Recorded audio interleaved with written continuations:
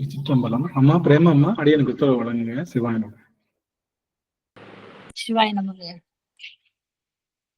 திருவடி வணக்கம். திருச்சிற்றம்பலம். அனைத்து அடியார்களுக்கும் திருவடி வணக்கம். தென்னாடுடைய சிவனே போற்றி, எந்நாட்டவர்க்கும் இறைவா போற்றி, காவாய் கனகத்திரளே போற்றி, கைலை மலையானே போற்றி போற்றி. ஐயா, நாளொரு துதி பாடி ஆரம்பிங்க ஐயா. சிவாய நம. சிற்றம்பலம். திருவடி வணக்கம் ஐயா. திருவடி வணக்கம் சாமி. திருச்சிற்றம்பலம். புலியற்கோன் பொழித்த புகழியற்கோன் கடல் போற்றி, ஆசை கல்மிதப்பில் அனைந்த பிரானடி போற்றி, வாலி திருநாள் வன் தொண்டர் பதம் போற்றி, ஊழிமணி திருவாத ஊரல் திருத்தாள் போற்றி, ஊழிமணி திருவாத ஊரல் திருத்தாள் போற்றி. ஆடல் வெள்ளான் சொக்கநாதருடைய திருவருளும், அங்கற்கண்ணி மீனாட்சியுடைய திருவருளும், மாணிக்க வாசுடைய குருவருளும் ஒன்றாக சேர்த்து இந்த திருவாசக சிந்தனை அமர்வு என்ற நிலைக்களத்தை நமக்கு பரிசாக தந்திருக்கின்றது. அப்பேற்பட்ட குருவருளையும் திருவருளையும் அடியேன் மனம் மொழி மெய்களினாலே வழிபாடு செய்கின்றேன். மேலும் இங்கு குழுமி இருக்கக்கூடிய அத்துணை அடியார் பெருமக்களுடைய திருவடி தாமரைகளையும் அடியேன் சென்னிமேல் சூட்டி மகிழ்கின்றேன். திருச்சிற்றம்பலம். சிவாய நம. சிவாய நம. சிவாய திருவடி வணக்கங்க ஐயா. அனைத்து அடியார் திருவடி வணக்கம் ஐயா. சிவாய நம ஐயா. திருவடி வணக்கங்க ஐயா. அனைத்து அடியார் திருவடிகளையும் வணங்குகிறேன். சொக்கநாத வெண்பா. அனைத்துயிர்க்கும் பாசம் அறுத்து முத்தி கூட்ட, மனத்துயரம் செய்தல் மருந்தோ, மனத்துயரம் செய்யாமல் தீர் மருந்து சித்தா, அறிந்திலையோ ஐயா என் சொக்கநாதா, தீர் மருந்து சித்தா அறிந்திலையோ ஐயா என் சொக்கநாதா, சொக்கநாதா சொக்கநாதா.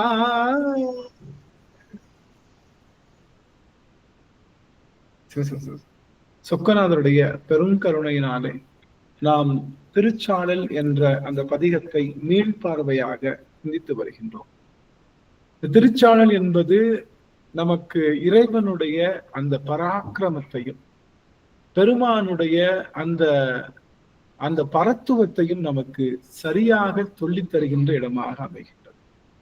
இறைவனுடைய பரத்துவத்தை சரியாக உணரும் போது நம்முடைய பக்தியிலே நழுவலும் கீழ் இடைச்சருகளும் இல்லாமல் இருக்கும்.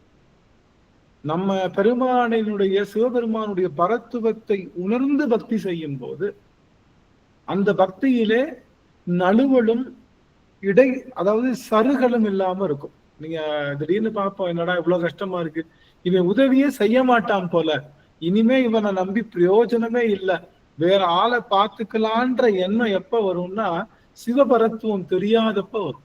சிவனுடைய பரத்துவத்தை தெரியாதப்ப. பரத்துவம்னா ஒண்ணும் கிடையாது, ஆங்கிலத்தை சொல்லணும்னா ஹீரோயிசம்னு சொல்லுவோம்.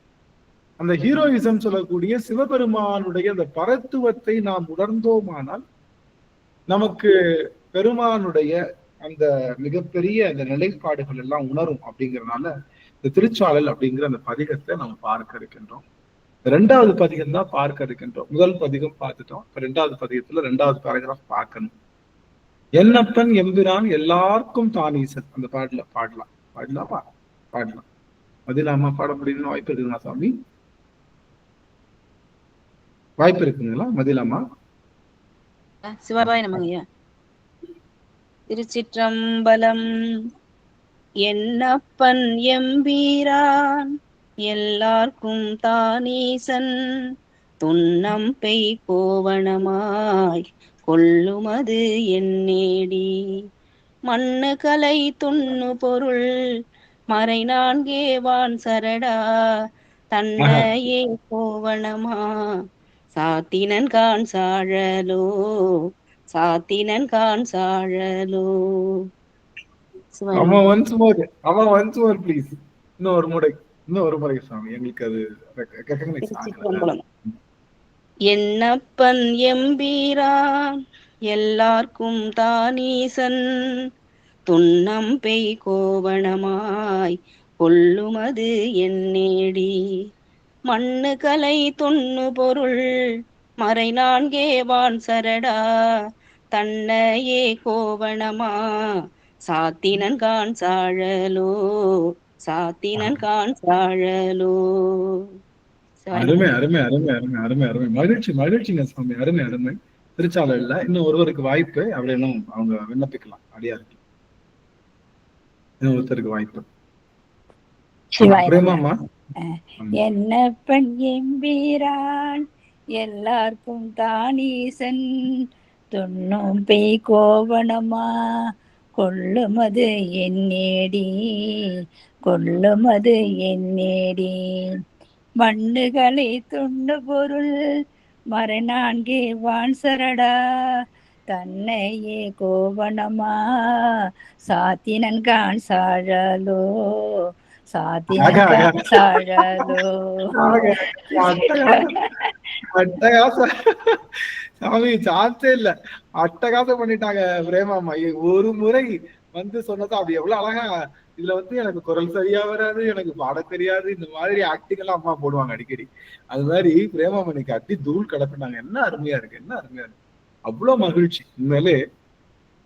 என்னப்பன் எம்பீரான் எல்லாருக்கும் தானீசன் துன்னம் பெய் கோவலமாய் கொள்ளுமது என்னேடி கொள்ளுமது என்னேடி மண்ணும் களை துண்ணு பொருள் மறை நான்கே வான் சரடா தன்னையே கோவனமா சாத்தினன் கான் சாழலோ சாத்தினன் கான் சாழலோ.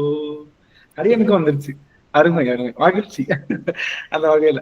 ஆக இந்த பாடல்ல நமக்கு சிவபெருமானுடைய காருண்யம், சிவகாருண்யமும் சிவனுடைய அருள் சக்தி ஆடலும் பதி முதன்மை பறைசாற்றியது. அந்த பதி முதன்மை தான் முக்கியம். இங்க பதி முதன்மைன்னு சொல்லக்கூடிய அதுதான் இந்த பதி முதன்மைன்னு என்னன்னா, இறைவன் ஒருவன் தான், அந்த ஒருவனும் சிவம் தான் அப்படின்னு சொல்றதுதான் பதி முதன்மை. எத்தனையோ பேர் இருந்தாலும் எல்லாருக்கும் ஆற்றலை தருகின்றவன் சிவபெருமான் ஒருவன் தான். இந்த சிவபெருமான் தான் நமக்கு அப்பனா இருக்கான், இந்த சிவபெருமான் தான் நமக்கு தாயா இருக்கான், இந்த சிவபெருமான் தான் நமக்கு குருவா இருக்கான். உலகத்துல எல்லா தெய்வங்களுக்கும் அருள் செய்கின்ற சிவபெருமான் தான் நம்முடைய தலைவன். அப்படிங்கிறப்போ அது பெருமைக்குரிய விஷயமாக எடுத்து இந்த ஒரு மனப்பான்மையோடு செல்லும் போது நம்மளுடைய அந்த தேடலும் புரிதலும் மிகச்சிறப்பாக அமையும். அந்த வகையில என்னப்பன் எம்பிரான் நான் ஏற்கனவே பார்த்தோம். சிவபெருமானை அப்பன்னு சொல்றதுக்கான காரணம், அவன் என்ன பண்ணியிருக்கான், நம்மளுடைய இந்த ஆன்மாவுக்கு உடல் கொடுத்திருக்கான். ஆன்மாவை படைக்கல, அது நல்லா தெரிஞ்சுக்கணும். சிவபெருமான் ஆன்மாவை ஒருபோதும் படைக்கல. ஆனா அந்த ஆன்மாவுக்கு உடலை கொடுத்திருக்கின்றான். அந்த உடலை யார் மூலமா கொடுக்கிறான்? பெற்றவர்கள் மூலமா கொடுக்கிறான். அதனால அவர்கள் பெற்றவர்கள் என்று சொல்கின்றோம். அவன் உடல் கொடுத்ததினாலே அப்பன். எம்பிரான் என்பது அவனோடு நாம் ஐக்கியமாவதிலே அவனுக்கு நாம் பிரான். அவன்கிட்டதான் ஐக்கியமாகும். சிவபெருமானோடு ஐக்கியமாவதுதான் என்ன? சிவத்தோடு ஐக்கியமாவதுதான் என்ன? சிவத்தோடு சாமி வீடு பேரு தான், வீடு பேரு. சிவத்தோடு ஐக்கியமாவது பேர் தான் வீடு பேரு அல்லது முக்தின்னு சொல்லுவோம். இதுல சிவபெருமானை தவிர்த்து சிவபெருமான் இல்லாமலேயே முக்தி பெற முடியும் அப்படின்னு சில சமயம் சொல்லுதால். எந்த சமயம்னா சைவ சமயத்திலேயே சொல்லும். சிவனை வழிபாடு செய்கின்ற சைவ சமயமே என்ன சொல்லுது அப்படின்னா, அது ஆன்மானந்தம் அப்படின்னு சொல்லுது. அது பேர் என்ன சொல்லுது? ஆன்மானந்தம்னு சொல்லுது. ஆன்மானந்தம்னா என்ன? இந்த ஆன்மா இந்த நோய்கள் எல்லாம் நீங்கிடுச்சுன்னா அதுக்கு ஒரு ஆனந்தம் வரும். அது ஆன்மானந்தம். அதை சொல்றதுக்கு சிவம் தேவையில்லை அப்படின்னு அது ஒரு ஒரு ஒரு சைவத்துல ஒரு பிரிவு. இன்னொரு பிரிவு என்ன சொல்லுது, இது முக்தி காலத்துல இது இறைவனோடு இணைந்து இருக்கும் போது இறைவன் வேறு இல்ல, அந்த ஆன்மா வேறு இல்லைன்னு ரெண்டும் ஒன்றரை கலந்து விட்டதுனால இது சிவனோடு ஐக்கியமாகிவிடும், அதனால சிவமும் இதுவும் ஒண்ணு அப்படின்னு சொல்லுது ஒரு சைவம். சைவத்திலே பல வகை உண்டு. அது சிவ சமவாத சைவம் சொல்லுவாங்க, சிவ ஐக்கிய சமயம்னு சொல்லுவாங்க. அப்படி பல சமயங்கள் இருக்கு. ஆனா நம்ம சைவ சமயம் என்ன சொல்லுதுன்னா, முக்தி காலத்திலையும் இந்த ஆன்மாவுக்கு சிவபெருமான் ஆனந்தத்தை அறிவித்தால் மட்டும்தான் தெரியும். அவன் கொடுக்க இவை வாங்குமே தவிர இது இறைவனுடைய நிலையை எட்டுமே தவிர இறைவனாக மாற முடியாது. கடைசி வரைக்கும் வாங்கத்தான் செய்யுமே தவிர இதனால யாருக்கும் கொடுக்க முடியாது.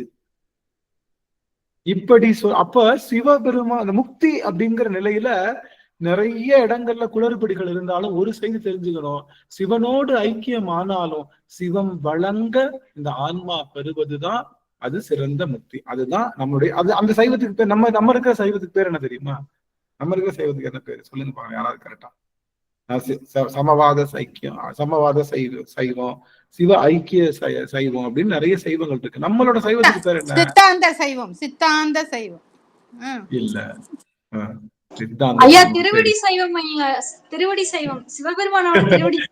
இல்ல இதுக்கு பேர் இருக்கு, கரெக்ட் தான், அம்மா சொல்றதுல புரிஞ்சுது. இதுக்கு ஒரு பேர் இருக்கு. என்ன பேர் வச்சிருக்காங்கன்னா அத்துவித சைவம். ஆனா என்ன சைவம்? சுத்தாத்வித சைவம். நம்ம சைவத்துக்கு பேர் என்னது? சுத்தாத்வித சைவம். நம்ம சைவத்துக்கு பேர் என்னன்னா சுத்தாத்வித சைவம். இந்த சைவத்துப்படி என்ன கூற்று? இந்த ஆன்மா சாயுஜ்ய நிலையில இருந்தாலும் கூட சிவபெருமான் வழங்க இந்த ஆன்மா பெற்று சிவனுடைய இன்பத்துல 1% கூட குறையாது. நல்லா கவனிங்க, சிவன் என்ன இன்பத்தை அனுபவிக்கிறானோ அந்த இன்பத்துல 1% கூட குறையாம அனுபவிக்கும். ஆனா சிவத்துக்கிட்ட சிவம் செய்கின்ற 5 தொழிலை செய்யாது. சிவம் செய்கின்ற 5 தொழில்களை அது செய்வதில்லை. ஆக இது கடைசி வரைக்க சிவம் கொடுக்க இது வாங்கி கொண்டிருக்கக்கூடிய, எப்பயுமே இது அடிமைதான், அவ்வளவுதான். எப்பயுமே இது சிவபெருமான் ஆண்டான், இது அடிமையாக நின்று வேலை செய்யுது அப்படின்னு சொல்லுகின்ற ஒரு சைவம் தான் நம்மளுடைய 12 திருமுறைகளாக இருக்கக்கூடிய. இந்த 12 திருமுறைகள் இருக்கக்கூடிய அந்த இடத்துலயே இந்த சைவம் நமக்கு சிறப்பாக சொல்லப்படும். ஆக இந்த சுத்தாத்வித சைவம் அப்படிங்கிற சைவத்தை தான் நம்ம இங்க பெருமையா சொல்றோம். அந்த வகையில என்னப்பன் எம்பிரான் எல்லாருக்கும் தானீசன். ஏற்கனவே சொன்னோம், அவன் உடலை தருவதினாலே அவன் யாரு? அப்பன். அவனோடு இணைவு செய்வதனாலே அவன் யாரு? அவனோடு கடைசியில் நம்ம சேர போறோம்ல, அதனால அவன் பேர் பிரான்னு சொல்லுவோம். எல்லாருக்கும் தானீசன் அப்படின்னா என்ன அர்த்தம்? எல்லாருக்கும் தலைவன் அவன் தான். எல்லாருக்கும் தலைவன் ஏன் அப்படி சொல்றாங்க எல்லாருக்கும் தானீசன்னு? ஏன் அப்படின்னா இங்க திருமால் இருக்காரு, இங்க பிரமன் இருக்காரு, இங்க மற்றைய சின்ன சின்ன கடவுளர்கள்லாம் வழிபாடு செய்கின்ற சூரியனை கடவுளா சொல்லக்கூடியது சௌரம், அப்படிதானே? சந்திரனை கடவுளா சொல்லக்கூடியது சௌமியம், கணபதிய கடவுளா சொல்வது கானபத்தியம், முருகனை கடவுளா சொல்வது கௌமாரம், சிவனை கடவுளா சொல்வது சைவம், திருமால கடவுளா சொல்வது வைணவம். ஆக இந்த எல்லாரோடையும் ஒரு கடவுள். அது மாதிரி அவன் எல்லாருக்கும் தானீசன், எல்லாருக்கும் தானீசன். சிவபெருமான் யாருன்னா இப்படி நாம் சொல்கின்ற அத்தனை அடியவர்களுடைய கூட்டத்தில் இருக்கக்கூடிய எல்லா தெய்வங்களுக்கும் எல்லா கடவுளர்களுக்கும் அவன்தான் தலைவன், அவன்தான் தலைவன். இன்னொரு முக்கியமான செய்தி சொல்றேன். சைவத்துல இப்ப சொன்னோம்ல அறுவகை சமயம், அறுவகை சமயம் இப்ப சொன்னோம்ல, என்ன சொன்னோம்? கானபத்தியம், சௌரம், சௌமியம், அப்புறம் கௌமாரம், அப்புறம் சாக்தம், அப்புறம் வைணவம், இதெல்லாம் சொல்றோம் இல்லையா? சைவம் வைணவம் தான் சொல்றோம். இது எல்லாமே யார் உருவாக்குறான்னா ஆதிசங்கரர் உருவாக்குறார். ஆதிசங்கரருக்கும் நமக்கும் ஆகாது. தெரியுமா தெரியாதா? தெரியும்ல, எல்லா சித்தாந்தம் படிச்சவங்க எல்லாத்துக்குமே தெரியும். ஆதிசங்கரனுடைய அத்வைத கொள்கையை நாம மறுப்போம், மாத்துவருடைய அத்வைத கொள்கையை நம்ம மறுப்போம், ராமானுஜருடைய அத்வைத கொள்கையை நம்ம மறுப்போம். புரியுதுங்களா? புரியுதுங்களா? அப்போ என்ன அர்த்தம்? என்ன அர்த்தம்? அந்த குருமார்களுடைய அடிப்படை தத்துவத்திலே சங்கரர் என்ன சொல்றாரு? அத்வைதத்துல என்ன சொல்றாரு? எல்லாம் பிரம்மம், இதுவும் அதுவும் பிரம்மன் தான். போய் சேர்ந்ததுக்கு அப்புறம் என்னவாயிடும்? சிவனோட சேர்ந்ததுக்கு அப்புறம் அதுவும் சிவமாவே மாறிடும், பிரிக்க முடியாத பொருளாவே மாறிடும் அப்படின்னு சொல்றாரு. அதுல இருந்து நம்ம மாறுபடும். அப்ப புரியுதுங்களா நம்ம என்ன சொல்ல வரோம்னா, ஆதிசங்கரர் உருவாக்குன இந்த அறுவகை சைவம் நம்ம அறுவகை இது கிடையாது, அறுவகை சமயம் கிடையாது. நமக்கு அறுவகை சமயம் என்ன? அகச்சமயம், அகச்சமயம், அகப்புறச்சமயம், அகப்புறச்சமயம், புறப்புறச்சமயம் அப்படின்னு சொல்லி அறுவகை சமயம். அதுதான் சொல்றோம். இதற்குள்ள எல்லாமே வந்துரும். இதுக்குள்ள நம்ம சொல்ற சாத்தம் சௌரம், இதுல முக்கியமா என்ன சொல்றாரு நம்முடைய பாம்பன் சுவாமிகள் என்ன சொல்றாருன்னா, கிட்டத்தட்ட முருகப்பெருமானை பற்றி பல நூல்களை ஏற்றின பாம்பன் சுவாமி என்ன சொல்றாருன்னா, கௌமாரம்னு தனியா பிரிக்கிறது பாவம் அப்படின்னு சொல்ற. கௌமாரம்னு சொல்லக்கூடாதுன்ற யார் சொல்லியிருக்கா? அவர் சொன்ன இடத்த நான் நோட் பண்ணி கூட நான் அனுப்புறேன், அந்த எந்த நூல் எங்க இருக்குன்னு சொல்லிட்டு. கௌமாரம்னு முருகப்பெருமான பிரிச்சு சொல்லக்கூடாது, அப்படி சொல்வது மகா பாவம்னு யார் சொல்றா? ஸ்ரீமத் பாம்பன் குமரகுருதாச சுவாமிகள் சொல்றார். அவர்தான் சுத்தாத்வித சைவம்னு இந்த சைவத்துக்கும் பேர் வைக்கிறார். அதுக்கு முன்னாடியும் தாயுமானவரும் அதுக்கு பேர் வச்சுட்டாங்க. தாயுமானவர் தெரியும் இல்லையா? அவங்க எல்லாம் சுத்தாத்வித சைவம் தான் சொல்லணும். நம்ம இருக்கிற சைவத்துக்கு பேர் சுத்தாத்வித சைவம்னு பேர். அப்போ முக்கியமான செய்தி என்ன அப்படின்னா, இந்த அறுவகை சமயம்னு சொல்லக்கூடிய கௌமாரம் நம்ம பிரிக்கக்கூடாது, வைணவம் பிரிக்கக்கூடாது, இதெல்லாம் கிடையாது. இது ஆதிசங்கரர் உருவாக்குன சமயம் அப்படின்னு சொல்றாங்க. அதுக்கும் நமக்கும் தொடர்பு கிடையாது. நமக்கு திருமுறை தொடர்பு, திருமுறை சம்பந்தப்பட்டதான் பிரமாணமா நம்ம வச்சுக்கிறோம். மத்த எதையும் நம்ம எடுத்துக்கிறது இல்லை. சரிங்களா? இதுல சில பேர் இந்த வீடியோ கேட்கிறவங்க ஆதிசங்கரர் இப்படி குறை சொல்றீங்க சொன்னா, அப்படி சொல்றாங்க, இப்படி எல்லாம் நீங்க சொல்லலாமான்னு கேட்டா, நாம சுத்தாத்வித சைவம் பேசுறப்போ ஆதிசங்கர கொள்கையை மறுத்துதான் பேசணும், வேற வழி இல்லை. அதுதான் உண்மையும் கூட. அந்த இடத்துல நான் ஜெனரலிசம் பார்க்க முடியாது. இது செக்யூலரிசம் பார்க்கிற இடம் கிடையாது. இது சிவம்தான் உயர்ந்தவன், சிவத்தை எப்படியெல்லாம் கன்ஃபியூஸ் பண்ணி வச்சிருந்தாங்க, அதுல இருந்து இந்த சுத்தாத்வித சைவம் எப்படி பிரிஞ்சிருக்கு, அது போல இன்னும் நம்முடைய சாலையில சிவபெருமானுடைய பரத்துவத்தை நம்ம எப்படி நிறுவுறோம் அப்படிங்கறதுதான் இங்க நம்ம சொல்லப்போம். அப்ப அந்த வகையில சிவபெருமானுக்கு அவன் என்ன, அது எல்லாருக்கும் தான் ஈசன், அவன் எல்லாருக்கும் ஈசன் தான். ஈசன்னா தலைவன், எல்லாருக்கும் தலைவன். அப்ப எல்லாருக்கும் தலைவனா இருக்கான். நாம சென்று சேர்வதனாலே பிரானாக இருக்கின்றான். நமக்கு உடல் வழங்கியதாலே அவன் அப்பனாக இருக்கின்றான். அப்படிப்பட்டவன் எப்படி ட்ரெஸ் பண்ணிருக்கணும்? நல்லா மிடுக்கா. ஒரு மன்னன்னா எப்படி ட்ரெஸ் பண்ணிருக்கணும்? ஒரு மன்னன் எப்படி ட்ரெஸ் பண்ணிருப்பான்? அந்த பாத்தீங்கன்னா அவனுக்குன்னு உரிய அந்த ஒரு ஆடை அலங்காரம், அவனுக்குன்னு ஒரு மிடுக்கான ட்ரெஸ் இருக்கும். அதை பார்த்தாலே நமக்கு என்ன வரும்? ஒரு வணங்கணும்னு என்ன வரும். ஆனா இவன் எப்படி நிக்கிறான்? எல்லாருக்கும் தலைவன், இவன் எப்படி நிக்கிறான்? கோமணத்தோட நிக்கிறானே, என்ன காரணம்னு கேட்கிறான். என்னப்பன் எம்பிரான் எல்லாருக்கும் தானீசன்னு சொல்லக்கூடிய உங்க பெருமான் கோவணத்தை கட்டி நிக்கிறானே, இது என்ன அர்த்தம்? ஏன் இப்படி பண்ணலாமா அப்படின்னு அந்த பொண்ணு கேட்கிறான். யார் கேட்கிறா? அந்த புத்த துறவிகள் கேட்ட கேள்வி கரெக்டு தானே? இன்னொன்னு, மண்ணுகளை துண்ணு பொருள் மறைநான்கே வான்சான். இங்க பாருப்பா, முதல்ல எங்க அப்பனுக்கு வடிவம் கிடையாது. ஃபர்ஸ்ட் நல்லா கவனிக்கணும், எல்லாரும் அடியார்கள் கொஞ்சம் கவனிக்கணும், உற்று நோக்கணும், வாய்ப்பு இருந்தது. அடியவர்களுக்கு சிவபெருமானுக்கு உருவம் கிடையாது. நாங்க உருவம் சமைத்து சொல்லுகின்ற அத்தனை விஷயத்திலையும் தாத்பரியம் தான் இருக்கு. அதை முதல்ல தெரிஞ்சுக்கோ. அப்போ எங்க பெருமானுக்கு என்ன தாத்பரியம் இருக்கு அப்படின்னா, அவனுடைய அந்த இது இருக்கு இல்லையா, அந்த நம்ம கோவணத்துல அந்த துணி நூல்லாம் இருக்குல்ல, ஒரு நூல் இன்னொரு நூல் பின்னி பின்னி படைஞ்சிருக்கும்ல. நார்மலா உங்களுக்கு தெரியும்ல, நூல்னா என்ன அர்த்தம்? நூல்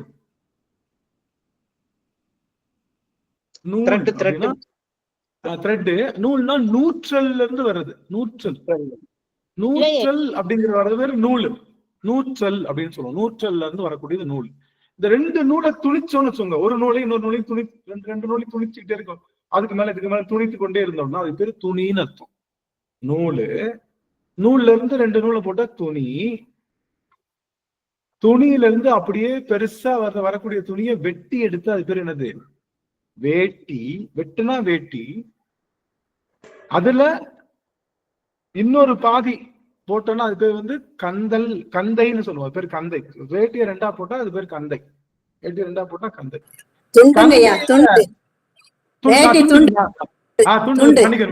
துண்டு போட்டா துண்டு. கரெக்ட். அம்மா கரெக்டா வந்துட்டாங்க சாந்தி அம்மா. துண்டு போட்டனால துண்டு, அந்த துண்டை இன்னொரு துண்டா போட்டோம்னா அது பேரு வந்து கந்தல். கந்தலை இன்னொரு ஒரு பிச்சோம்னா அது பேர் வந்து கோவணம். கோவணத்துக்கான விஷயம் அங்க இருக்கு. அப்ப இந்த கோவணத்துல என்ன இருக்கும்னா ஒரு நூலும் இன்னொரு நூலும் பின்னி பிணைஞ்சு துணி மாதிரி தான் இருக்கும். அந்த ஒரு நூலும் இன்னொரு நூலும் பிணைஞ்சிருக்கு என்ன தெரியுமா? அது கலைகள் எல்லாம் ஆயக்கலைகள் 64 ஒன்றுக்கொன்று பின்னி பிணைந்திருக்கும். நீங்க பாத்தீங்கன்னா நீங்க நல்லா கவனிக்கணும். ஆயக்கலைகள் 64ல ஓவியம் வரைதல் வந்து ஒரு கலையா இருந்தா, வர்ணம் தயாரித்தல் அது இன்னொரு கலை இருக்கும். ஓவியம் வரைதலுக்கும் வர்ணம் தயாரித்தலுக்கும் ரெண்டுக்கு எப்படி இருக்கும்? தொடர்பு இருக்கும். ரெண்டுக்கும் தொடர்பு இருக்கும். மாலை தொடுத்தல் ஒரு கலையா இருந்தா, அந்த மாலைக்கு நம்ம அந்த மாலைக்கு வந்து நம்ம மலர்களை பறிக்கிறோம் இல்லையா, அது ஒரு கலையா இருக்கும். அப்போ எல்லா கலையும் ஒன்றனுக்கு ஒன்று பின்னி பிணைந்துதான் இருக்கும் எல்லா கலையும். இப்ப நீங்க வந்து சமையற்கலை, ஆயக்கலைகள் 64ல சமையற்கலை ஒரு கலை தான். சமையற்கலை நீங்க பண்ணணும்னா அது கூட என்ன உங்களுக்கு தெரிஞ்சிருக்கணும். உங்களுக்கு மற்றைய அந்த அந்த காய்கறிகளுடைய அந்த தன்மைகளையும் சீதோஷண நிலைகளையும் பார்த்து செய்யக்கூடிய ஆற்றல், அதெல்லாம் வந்து தெரிஞ்சிடும். ஆக ஒரு கலைக்கும் இன்னொரு கலைக்கும் தொடர்ந்து பின்னி பிணைந்து இருப்பது போல இறைவனுடைய கோவண துணியிலே அந்த பின்னி பிணைந்திருக்கக்கூடிய அந்த துணி என்ற நூல்கள் எல்லாம் என்னன்னா அது மண்ணும் கலை, அது வந்து கலைகள், அதெல்லாம் கலைகள். துண்ணு பொருள் மறை 4. இந்த பொருள் இருக்கு இல்லையா, அந்த மறை இருக்கு இல்லையா, மறை என்று சொல்லுகின்ற மறை 4 மறைகளும் வான் சரடா என்று சொல்லுகின்ற வான்னா உயர்ந்த, அந்த உயர்ந்த பொருள்கள் எல்லாம் என்ன இருக்கு அவனுக்கு சரடாக இருக்கின்றது. அதைத்தான் அவன் என்னவா மாத்திருக்கான்? கோவணமா சாத்திருக்கானே தவிர அவனுக்கு உடை என்பது இல்லை. சிவபெருமானுக்கு உடை என்பது இல்லை. அவனுக்கு கோவணம் தான் உடை. அதுவும் கோவணமும் என்னது? வேதங்கள் தான் கோவணமாக இருக்கு. 4 வேதங்களும் கோவணமா இருக்கு. ஏன்னா வேதங்கள் என்ன பொருள்? வேதம் என்ன பொருள்? வேதம் என்ன பொருள்? வேதம்ங்கிறது என்னது? சிவம். வேதத்தினுடைய உட்பொருள் சிவம். வேதம்ங்கிறது என்னது? வேதம்னா என்ன? மறைகள். சரி. வேதம்னா என்ன சாமி? வேண்டியதை கொடுத்து வேண்டாதை மறைக்கும். வேண்டியதை கொடுத்து வேண்டாததை அகற்றுவது அறம். நீங்க சொல்றது பேர் அறம். அறம் தான் வந்து தள்ளனவற்றை தள்ளி. ஐயா யாரும் மெய்ப்பொருள் ஆகாதுங்க ஐயா. எல்லாத்துலயும் மெய்ப்பொருள் ஆகிறது வேதம். எல்லாத்துலயும் மெய்ப்பொருள். வேதத்துல உள்ள மெய்ப்பொருள் தான் சிவம். மெனுகார்டு, அதாவது இறைவனுடைய எல்லா இறைவர்களையும் பற்றிய ஒரு தகவல் தொகுப்பு தான் வேதம். ஒரு தகவல் தொகுப்பு வேதம். தகவல் தொகுப்புன்னா புக்கு. சிம்பிளா சொல்ல போனா வேதம்னா என்னது? புத்தகம். வேதம்னா என்னது? ஒரு புத்தகம். இந்த புத்தகம் என்பது உயிர் பொருளா சடப்பொருளா? இந்த திருவாசக புத்தகம் சடப்பொருளா இல்ல அறிவு பொருளா? அறிவு பொருளுங்க ஐயா. இல்ல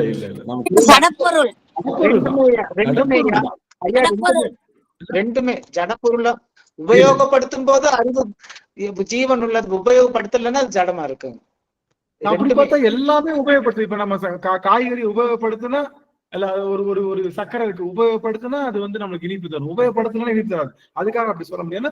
இதை சடப்பொருள் சொல்றது நமக்கு ஒன்றும் வருத்தம் இல்லை, கவலைப்படாதீங்க. இந்த புத்தகம் திருவாசக புத்தகம் சடப்பொருள் சொல்லுவதுதான் சிறந்த என்னது? சிறந்த சித்தாந்த கருத்தை நல்லா படிச்சிருக்கோம்னு அர்த்தம். ஐயோ திருவாசக புத்தகத்தை போய் நான் சடப்பொருள்னு சொல்லிட்டா என்ன ஆகுறது? திருவாசக பொருள் திருவாசக புத்தகம் சடப்பொருள். அது இருக்கக்கூடிய பொருள் வந்து சடம் தான். அதை பயன்படுத்தி இந்த ஆன்மா முன்னேறிச்சுன்னா அது அறிவா மாறுது. புரியுதுங்களா? அதனால பயப்பட வேணாம். இப்ப இன்னொரு விஷயம் தெரியுமா? எல்லாரும் நம்ம சுந்தரர் வந்து உடலோட இதுக்கு போயிட்டாரு. எதுக்கு? கைலாசத்துக்கு உடலோட போயிட்டாரு. எப்படி பெரிய கருத்து பார்த்தீங்களா அப்படின்னு பெருமை பேசுறாங்க. அவரே என்ன சொல்றாரு? ஊன் உடல் வேறு செய்தான் நொடித்தான் மழை உத்தமனே. அவன் என்ன சொல்றாரு? ஊன் உடலை வேறு செஞ்சுதான் ஆட்கொண்டான்ற. ஊன் வேற உயிர் வேறன்னு பிரிச்சு, உயிர் தான் கைலாயத்துக்கு போய் சேர முடியும், ஊன் சேர முடியாது. ஏன்? ஊன் என்பது சடம், சடம் என்பது அறிவற்ற பொருள், அறிவற்ற பொருள் சிவத்தை பற்றாது. ஐயா, அப்ப நேத்து ஒண்ணு சொன்னீங்க இல்லைங்களா, திருவடி அப்படின்னா ஓம் நம சிவாயா, நம சிவாயாங்கிறது வந்து திருவாசகம், திருவாசகத்தை படிச்சாலே நம் திருவடி பற்றுன மாதிரி. அப்ப திருவடிங்கிறது நம்ம உயிர், அப்ப உயிருள்ள பொருள் தானே நம்ம. அத்தகாசம். எப்படியெல்லாம் தொக்கி போடுறாங்க. போன அமர்வுல வந்து திருவாசகம் திருவடின்னு சொல்லிட்டு இன்னைக்கு வந்து அதை வந்து நீ வந்து சடப்பொருள்னு சொல்றீங்க. என்ன காரணம்? திருவாசகத்தினுடைய புத்தகம் சடப்பொருள், அதனுடைய பொருள் இருக்கு இல்லையா, அதுதான் சிவத்தை குறிக்கும். இது உருவாக்கப்பட்ட கல்லு. இப்ப சிலிங்க திருமேனி சடப்பொருளா இல்ல அறிவு பொருளா? இப்ப மாட்டிக்கிட்டீங்களா? லிங்க திருமேனி இருக்கு இல்லையா, ஜடப்பொருள் தெய்வம் தெரியும், சடப்பொருள் தாங்க. சடப்பொருள் தான். ஆனா உள்ளிருந்து அதுல இருந்து நாம பெறுகின்ற அந்த இன்பத்தை நம்ம என்ன மாத்துறோம்? அதை இறைவனுடைய அறிவு பொருளா மாத்திரம். அதை சொல்றது தவறு இல்லை. உயிரற்ற பொருளுக்கு நாம ஒரு வடிவம் கொடுத்து நம்மளுடைய பாவனைக்கு அதை பயன்படுத்துறமே தவிர சடப்பொருள் தான். தப்பு இல்லையே, தப்பு இல்லை. அதனால சில பேர் வந்து தப்பாயிருமோன்னு நினைக்க. தப்பு இல்லை. நம்ம சைவ சித்தாந்தம் சரியா படிச்சிருந்தா சடப்பொருள் தான். இந்த உடல் சடப்பொருளா? சடப்பொருள் தான். இந்த உடல் சடப்பொருள் தான். உயிரற்ற பொருள் எல்லாமே சடப்பொருள் தான். அதனால இது ஏன் சொல்ல வந்தோம் அப்படின்னா, இந்த அறிவு பொருளோடு வேதம் என்பது சடப்பொருள். வேதம் என்பது சடப்பொருள். ஒரு அறிவு பொருள் இருக்கு. நல்லா கவனிச்சுக்கோங்க, நல்லா எனக்கு கவனிங்க. ஒரு அறிவு பொருள் இருக்கு, ஒரு சடப்பொருள் அது மேல பொருத்தணும். புரியுதுங்களா நான் சொல்றது? புரியுது. ஒரு அறிவு பொருள் இருக்கு. அந்த அறிவு பொருள் மேல சடப்பொருளை நம்ம பொருத்தணும். இப்ப அந்த பொருளை வேற வழி இல்லாது அது வந்து பொருத்தணும் அப்படின்னா என்ன பண்ணலாம்னா, அந்த சடப்பொருளை அதற்கு ஒரு ஆடையாக கொடுக்கும். வேற ஒண்ணும் இல்லை. அறிவு பொருளுக்கு உருவம் கொடுக்கும் போது அதுக்கு கொடுக்கக்கூடிய சடப்பொருளை வந்து நம்ம என்ன பண்றோம்? ஆடையாக கொடுக்கிறோம். அதுதான் வேதமாக அமைக்கும். சிவபெருமான் அறிவு பொருள். அவங்கிட்ட அறிவு பொருளை தவிர எந்த பொருளும் இருக்காது. அவன் மேல தொங்கிட்டு இருக்கிற இந்த கோபனம் என்பதும் கூட வேதம் என்று சொல்லக்கூடிய விஷயங்கள் தான். இந்த வேதம் என்ன பண்ணுது அப்படின்னா, எப்படி நம்மளுடைய கோபனம் என்பது ஒரு சந்தேகம். இந்த மண்ணுகளை துண்ணு பொருள் மறை நான்கே வான்சரடா தன்னையே கோவனமாய் சாத்தினன்கான் சாழலும்னா நான் என்ன புரிஞ்சுக்கிட்டேன்னா, வேதத்தின் விளக்கமாகவே அவன் இருக்கிறான் அப்படின்றதுனால அப்போ எப்படிங்க வேதத்தை சடப்பொருளா எடுத்துக்க முடியும்? இல்ல அவன் சாத்திருக்கான்னு சொல்றாங்க. சாத்தினன்கான் சாழலோன்ட்டாங்க. அந்த வேதம் எப்படி இருக்குன்னா, நிறைய நூல் எப்படி அதுக்குள்ள பிரிஞ்சு இருக்கிறது மாதிரி கலைகள் நிறைய இருக்கக்கூடிய கலைகளும் நம்மளுடைய மிகப்பெரிய அந்த சாத்திரமாக இருக்கக்கூடிய நிறைய துண்டு பொருள் என்னது, நுட்பமான பொருள்களை உடைய மறை நான்கும், உயர்ந்த கருத்துக்களை உடைய மற்ற வான்சரடான உயர்ந்த கருத்துக்களுடைய உபநிடதங்கள் மற்ற எல்லாமே அந்த அருணா கயிறு சொல்ற நாடா கயிறாவும் இருக்கு. இதுதான் அதைத்தான் சாத்திருக்கான் அவன். அப்போ என்ன, வேதங்களை அவன் ஆடைகளாக அணிந்திருக்கின்றான் அப்படின்னு அர்த்தம். ஏன்னா அறிவு பொருளுக்கு சடப்பொருளுடைய தொடர்பு இல்லை. சிவபெருமான் எப்படிப்பட்டவன்? திகம்பரன் தான். சிவபெருமான் எப்படிப்பட்டவன்? திகம்பரன் தான். ஒரு குழந்தை தாயினுடைய வயிற்றுல பிறக்கு வருது. எப்படி பிறக்கும்? ஒரு குழந்தை தாயினுடைய வயிற்றுல இருந்து பிறக்குது. எப்படி பிறக்கும்? ஆடையோட பிறக்குமா? ஆடை இல்லாம பிறக்குமா? ஆடை அன்றி தான் பிறக்கும். உலகத்துல எல்லா உயிர்களுமே ஒரு உயிர் பொருள் ஆடை இல்லாமத்தான் பிறக்கும். ஆடை என்பது நாம செயற்கையா பண்ணதே தவிர அது இயற்கை அல்ல. சிவபெருமான் அவன் திகம்பரன் தான். திகம்பரன்னா திசைகளையே ஆடைகளாக உடையவன் அல்லது நிர்வாணின்னு அர்த்தம். அவனுக்கு ஆடை என்பது இல்லை. சரவணையாட்டர் கர்ணன் மட்டும் கவசம் கொடுத்தாலும் கர்ணானே ஆடையோட பிறந்திருக்கானே அப்படின்னு சொல்லியிருக்காரு. இதுக்கு என்ன சொல்றது தெரியல. அதாவது கர்ண குண்டலம் அதெல்லாம் வந்து புனைவு கதைகள். நம்ம வந்து சித்தாந்தப்படி அறிவு பொருள்கிட்ட இருந்து அறிவு பொருள் மட்டும்தான் வரும். அறிவு பொருள்கிட்ட இருந்து திருவடி வணக்கம். உயிர் பொருள்கிட்ட இருந்து உயிர் பொருள் மட்டும்தான் வரும் அப்படின்றது நம்முடைய விஷயமா சொல்லப்படுது. அப்போ இறைவனுக்கு இறைவன் என்பது யாருன்னா அவனுக்கு ஆடைகள் இல்லை அப்படிங்கிறதுதான் நிதர்சனம். நாம அந்த ஆடைகளாக சொல்லப்படுவதுன்னா அவன் வெறும் அந்த அந்த கோவணம் சாற்றி வந்தது. அந்த கோவணமாக இருப்பது என்னன்னா வேதங்கள் எல்லாம் போய் அந்த மர்மத்தானங்களை மறைப்பது போல வேதம் என்பது சிவத்தை மறைச்சு சொல்லுது. அதனாலதான் அது பேர் மறைன்னு சொல்லுது. சிவத்தை எப்படி சொல்லுது? மறைச்சு சொல்லுதுன்னா என்ன அர்த்தம்?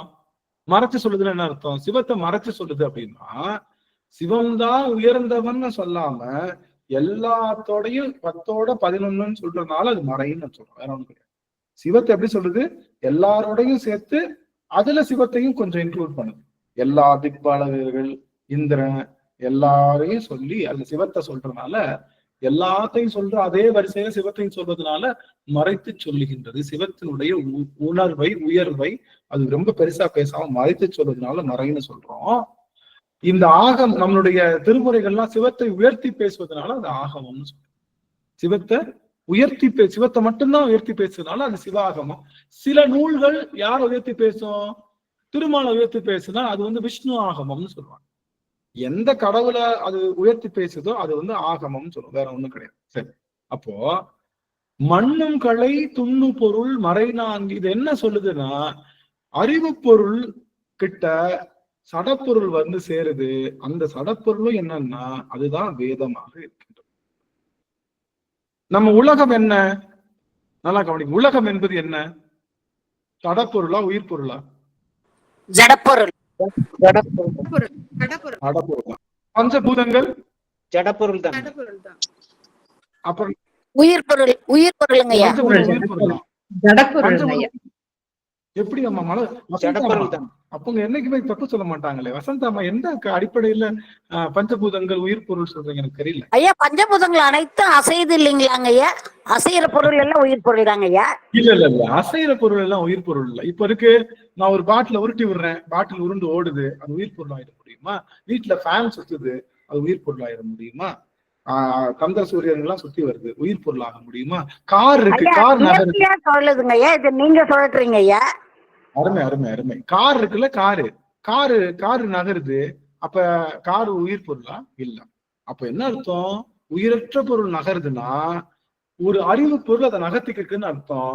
இந்த ஃபேனை நாம சுவிட்ச் போட்டு சுத்த வைக்கிறோம், ஏன்னா சின்ன ஃபேனு. இவன் அவ்வளோ பெரிய சூரியனை சுத்த வைக்கிறதுக்கு பெரிய அறிவு பொருள் தேவை. அதுதான் நம்ம அப்ப சிவன் தான் அதை இயக்கிக்கிட்டு இருக்கான். அது எல்லாமே சடப்பொருள் தான். சரியா? அப்போ சின்ன சந்தேகம். சொல்லுங்க சாமி. ஒரு பஞ்சபூதம் ஜடப்பொருள்ன்றீங்க. அப்பேற்பட்ட ஒரு ஜடப்பொருள் இருந்து எப்படி உயிருள்ள தாவரங்கள் முளைக்கும்? இல்ல, இந்த தாவரங்கள் உடலோடு இருக்குல்ல, தாவரங்களுடைய உடல் இருக்கு இல்லையா? புல், பூண்டு, அப்புறம் புல்லாகி, பூடாகி, பல்விருகமாகி, அது எல்லாமே உடல் தான். உடல் என்பது சடம் தான். அந்த உடலுக்குள்ள உயிர் இருக்கு. புரியுதுங்களா? அந்த உடலுக்குள்ளதான் என்னுடைய உடம்பு. இந்த உலகத்துலதான் வந்திருக்கு. என் உடம்பு என்ன உயிர் பொருளா? என்ன, என் உடம்புக்கு உயிர் கிடையாது. என் உடம்புக்குள்ள உயிர் இருக்கு. இந்த உலகம் சடப்பொருள் தான். அது மேல இருக்கக்கூடிய மரம் சடம் தான். மரத்துக்குள்ள உயிர் இருக்கு. புரியுதுங்களா? மரத்துக்குள்ள உயிர் இருக்கு. காருக்குள்ள எப்படி டிரைவர் உட்கார்ந்து இருக்காரோ அது போல மரத்துக்குள்ள உயிர் இருக்கு, புல்லுக்குள்ள உயிர் இருக்கு. புல் என்பது என்ன? புடுங்கி போட்ட புல் என்பது என்ன? பஞ்சபூதத்தினால் ஆக்கப்பட்டதுதான், சடம் தான். எல்லா உடல்களுமே சடம் தான். யானை முதலாய மன்னிக்கணும், எறும்பு முதலாய யானை ஈராக என்று சொல்லுகின்ற அத்தனை உடல்களும் என்னதான்? 84 லட்சம் யோனி பேதங்களும் உடல் தான், சடம் தான். அதுக்குள்ள உள்ள போய் உட்கார்றதுதான் யாரு? உயிர் பொருள். புரியுதுங்களா? அப்போ இதுல மாற்று கருத்து இல்லை. நல்லது. அப்போ இந்த பஞ்சபூதங்கள் எதன் மூலமாக படைக்கப்படுகின்றது? எதை பேஸ் பண்ணி படைக்கப்படுது? சடப்பொருள்களை பேஸ் பண்ணி படைக்கும். இல்ல, அது மாயை தான். இல்ல நம்ம கரெக்டா, ஏன்னா இங்க பாயிண்ட்டுக்கு வாங்க, இங்க பாட்டுக்கு வாங்க, எல்லாரும் பாட்டுக்கு வாங்க. நம்மளுடைய உலகம் சொல்றோம் இல்லையா? உலக படைப்பு எதன் மூலமாக செய்யப்படுது? படைப்பு எதன் மூலமாக செய்யப்படுது?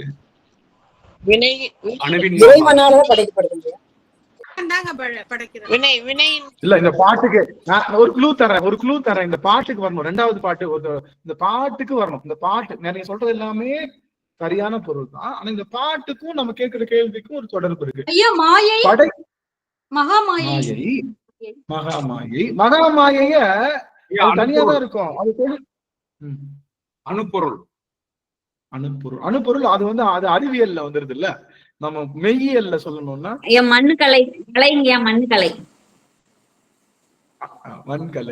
பக்கத்துல வந்தாச்சு. சரி இப்ப சொல்லிடவா, ஆன்சர் சொல்லிடவா, உற்று கவனிங்க எல்லாரும்.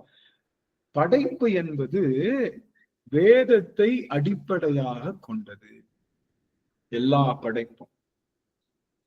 அதனாலதான் நம்ம சாமி என்ன சொல்றாங்க, சொற்றுணை வேதியன் சோதிவானவன் பொற்றுணை துயர்ந்தடி பொருந்த கை தோழ. அவன் சொற்றுணை வேதியன் சொல்லின் துணை கொண்டு, அதாவது நாதத்தின் மூலமாகத்தான் பருப்பொருட்களை உருவாக்க முடியும்னு யாரு சொல்லிட்டா? நாவுக்கரச பெருமான் 5ஆம் நூற்றாண்டுல சொல்லியிருக்காரு. யாருமே ஒத்துக்கல. ஆனா இப்போ உள்ள பிக் பேங் தியரி இருக்குல்ல, பிக் பேங் தியரி, பெருவெடிப்பு கொள்கைன்னு சொல்றோம் இல்லையா, அந்த பிக் பேங் தியரி எப்படி இந்த அண்ட சராசரங்கள் உருவாச்சுன்னு சொன்னா நாதத்தின் மூலமாக உருவாச்சுன்னு சொல்றாங்க.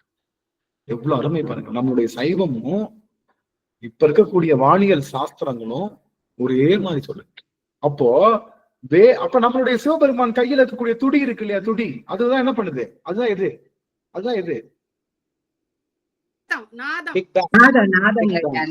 எதுக்கு?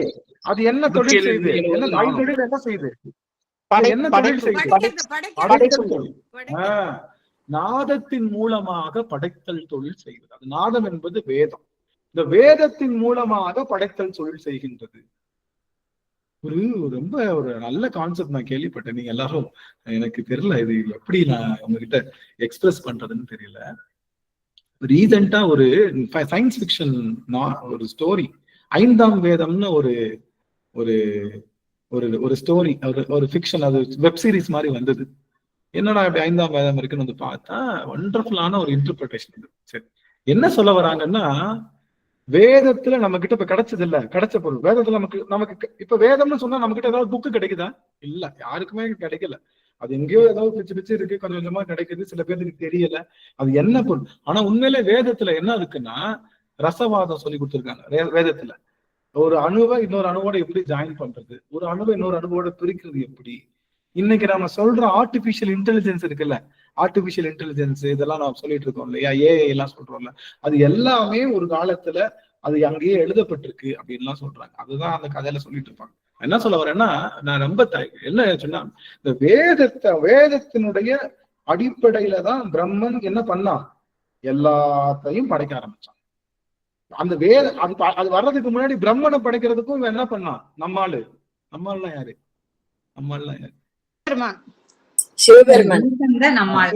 சிவபெருமான் பிரம்மனை படைக்கிறதுக்கு முன்னாடி திருமாலை அவங்க எல்லாம் படைச்சா அப்படி இல்ல. அதை படைக்கிறதுக்கு எதன் மூலமா தான் படைச்சான்? அவன் நாதத்தின் மூலமாகத்தான் படைச்சான். அதனாலதான் 36 தத்துவங்கள் எப்படி தொடங்கும்? 36 தத்துவங்கள் எப்படி தொடங்கும்? நாதம், விந்து, சுத்த வித்த, ஈஸ்வரம், அது அப்ப சிவ தத்துவம். அதுல இருந்து காலம், நியதி, கலை, வித்தை, அராகம், மாயை, புருடன், அது வித்யா தத்துவம். அதுக்கப்புறம் அந்த கரணங்கள் 4, கருவிகள் 5, அதாவது மெய்கருவிகள் 5, அறிகருவிகள் 5, அதுக்கப்புறம் தன்மாத்திரைகள் 5, பூதங்கள் 5, 36 தத்துவம் முடிச்சு. இந்த 36 தத்துவம் எங்க தொடங்குதுன்னா நாதத்தின் மூலமாகத்தான் தொடங்குது. ஆக இந்த வேதம் என்று வேதத்தின் மூலமாகத்தான் எல்லா படைப்பு சடப்பொருள்கள் எல்லாம் படைக்கப்பட்டது. அப்ப எல்லா சடப்பொருள்களும் எங்கிருந்து தோன்றுச்சு? நாதத்துல இருந்து தான் தோன்றுச்சு. இந்த நாதத்தினுடைய வேதம். கரெக்ட் தான், அம்மா சொன்னது கரெக்ட். நாதத்துல தான் தொடங்குச்சு. நாதத்தினுடைய தொகுப்பு வேதம். வேதம்னா ரிக்யஜு சாம அதர்வண வேதத்தை சொல்லல. சாமி என்ன செஞ்சாலும் அது வேதம் தானா? யாரு? நம்முடைய சிவபெருமான் என்ன பண்ணாலும் அது பேரு வேதம். அவ வேதித்தல்னு சொல்லக்கூடிய 2 பொருள்களை வேதியல்னு சொல்றோம் இல்லையா. வேதித்தல்னா ஒரு பொருளை சேர்க்கிறது, ஒரு பொருளை பிரிக்கிறது. அதுக்கு பேர் தான் வேதித்தல்னு அர்த்தம். அந்த தொழில் அவன் செஞ்சனால அவன் யாரு? சிவபெருமான் வேதி. அருமை அருமை சாந்தியம்மா அருமை. வேதியன் அவன். நாம என்ன நினைச்சிட்டு இருக்கோம், வேதியன்னா அவன் வந்து ஏதோ பிராமணன் போல. அவன் வந்து நிறைய இடத்துல நம்ம திருமுறையில காட்டுவாங்க, வேதியனாக சிவபெருமான் வந்தான், வேதிய வேடத்துல சிவபெருமான் வந்தான்னா எல்லாரும் என்ன சொல்றாங்க பாருங்க, எங்காலும் எங்க எங்க எங்க எங்க வேஷத்துல தான் வராரு அடிக்கடி. வேதியன் என்னன்னா அவன் தான் வேதியன். ஆதி காலத்துல இருந்து அவன் தான் வேதியன். அவங்க என்ன பண்ணாங்க, வேதம் சொல்லி, இந்த இப்ப சொல்ற வேதியர்கள் இருக்காங்க இல்லையா, வேதம் சொல்லி அந்த நெருப்புல நிறைய பொருள்களை போட்டு வேதித்து புதிய புதிய பொருள்களை உருவாக்குனாங்க. அதனால அவர்கள் பேர் வேதியர்கள் வந்துச்சு. இவங்க பண்றதுக்கு முன்னாடியே பண்ணவன் யாரு? பிரம்மாவுக்கே வேதித்தல் தொழில் பண்ணவன் யாரு? இவன் தான். வேதனுக்கு வேதனுதான். அதுக்கும் மேல எல்லாத்துக்கும். அப்போ சிவபெருமான் எதை அடிப்படையாக கொண்டு படைத்தான்னா அப்போ நல்லா கவனிச்சுக்கோங்க, இந்த உலகத்துல இருக்கக்கூடிய அத்தனை பொருள்களும் எங்கிருந்து வந்தது?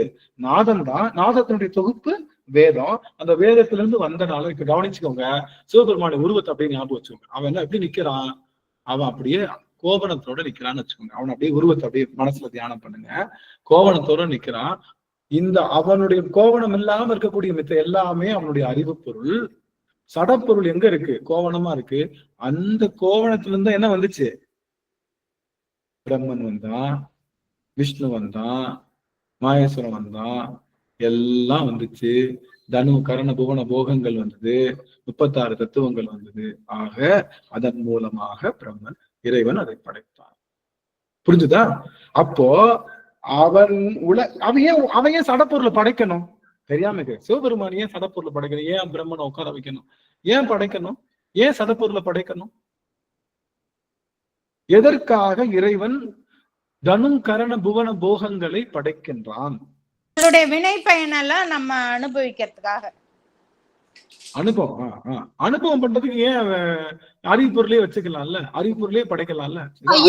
வினை பயனை வந்து கழிக்கிறதுக்குங்க ஐயா, நம்ம அப்பதான் கழிக்க முடியும் வினை பயனை. இல்ல அது இப்போ ஒரு அறிவு பொருள் இருக்கு, இன்னொரு அறிவு, 2 அறிவு பொருளையும் மாட்டி விட்டு வினை பயனை கழிச்சுன்னு சொல்ல, உடலே கொடுக்காம ஏதாவது கழிச்சுன்னு சொல்லலாம்ல. ஏன் அப்படின்னா கவனிங்க, ஆணவம் தான் இந்த ஆன்மாவில் இருக்கக்கூடிய நோய். இந்த ஆணவம் என்னன்னா சடப்பொருள். சடப்பொருளை அழிக்கணும்னா சடப்பொருள் தான் தேவை. அதுக்காக பண்றான். இப்போ ஒரு டயர் இருக்கு, டயரை தேய்க்கணும், என்ன வேணும்? டயர் இருக்கு, டயரை தேய்க்கணும், என்ன வேணும்? ஓட விடணும், அப்பதான் ரோடு வேணும், இல்ல ஒரு சோறாவது வேணும், இல்ல ஒரு கையை வச்சு தேய்ச்சிக்கிட்டே இருக்கலாம். தேய்ச்சிக்கிட்டே இருந்தோம்னா கொஞ்ச நாள்ல தேஞ்சு போயிடும். அது மாதிரி இந்த ஆணவம் என்ற சடப்பொருளை அவன் நீக்குவதற்காக மாயை என்ற சடப்பொருள் நம்ம கிட்ட கொடுத்து, அதனால தனு கரண புவன போகங்கள் உடல் எல்லாம் கொடுத்து பண்ணதுக்கான ரீசனே, இந்த உடல் எடுத்ததே, இந்த உடல்ன்ற ரோட்டுல ஆணவம்ன்றது எவ்வளவு மைலேஜ்ல ஓடுதோ அவ்வளவு தேஞ்சிரும். அதுவாகவே தேஞ்சிரும், வேற ஒண்ணுமே இல்லை. அப்போ நம்மளை ஓட்டி எடுக்கிறான் சாமி, அவ்வளவுதான். அது பேர் தான் வினை. ஆக புரியுதுங்களா? அப்ப சடப்பொருள் எதற்காக அப்படின்னா, ஆணவம் என்ற அந்த சடப்பொருளை தேய்க்கிறதுக்கு இன்னொரு சடப்பொருள் தேவை. அதுக்கு தான் உலகத்தை படைக்க. இந்த உடலுக்கு என்ன பேரு? கவனிங்க ஒரு நிமிஷம், எல்லாரும் ஒரு 5 நிமிஷம் கவனிங்க. முக்கியமான செய்தி. வாய்ப்பு இருந்ததுன்னா சின்ன சின்ன வேலைகள்லாம் இருந்தாலும் அடியார்கள் போட்டுட்டு கொஞ்சம் கவனிக்க வேண்டிய ஒரு செய்தி. இந்த உடலுக்கு என்ன பேர் இருக்கு? இந்த உடலுக்கு என்ன பேரு சித்தாந்தப்படி? மாயை தாங்க உடலு. 5 பஞ்சபூதம். தனு சொல்லுமா? தனு கரண புவன போகங்கள்ல தனுங்கிறது பேர் என்ன? தனு தான் என்னது? இந்த உடலுக்கு இன்னொரு பேரு தனுன்னு பேரு. தெரியும்ல எல்லாத்துக்கும், சித்தாந்தம் படிச்ச எல்லாத்துக்குமே தெரியும். தனு அப்படின்றது இந்த உடலுக்கு இன்னொரு பேரு. ஏன் அதுக்கு தனுன்னு பேர் வைக்கிறோம் அப்படின்னா, நல்லா கவனிக்கணும். ஏன் அந்த தனுன்னு பேர் வைக்கிறோம்னா, இந்த உடல் என்ற வில்லின் மூலமாக, தனுனா வில்லு தெரியும்ல, தனுசுன்னு சொல்லுவோம்ல, தனுசுன்னு சொல்லுவோம். தனுசுனா வில்லுன்னு அர்த்தம். தனுனாலும் தனுசுனாலும் ஒண்ணுதான்.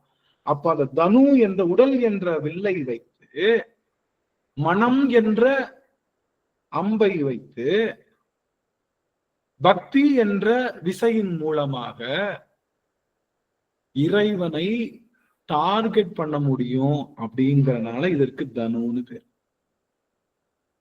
எது? இறைவனை பிடிக்கிறதுக்கு உடல் என்ற வில்லை, உடல் என்ற வில்லை வைத்து மனம் என்ற அம்பை கொண்டு பக்தி என்ற விசையோடு நாம எய்யும் போது சிவம் தன்னால வந்து மாட்டிக்கு வரான். சிக்கனை பிடித்தேன் இங்கெழுந்தருள்வது இணையே அப்படின்னு.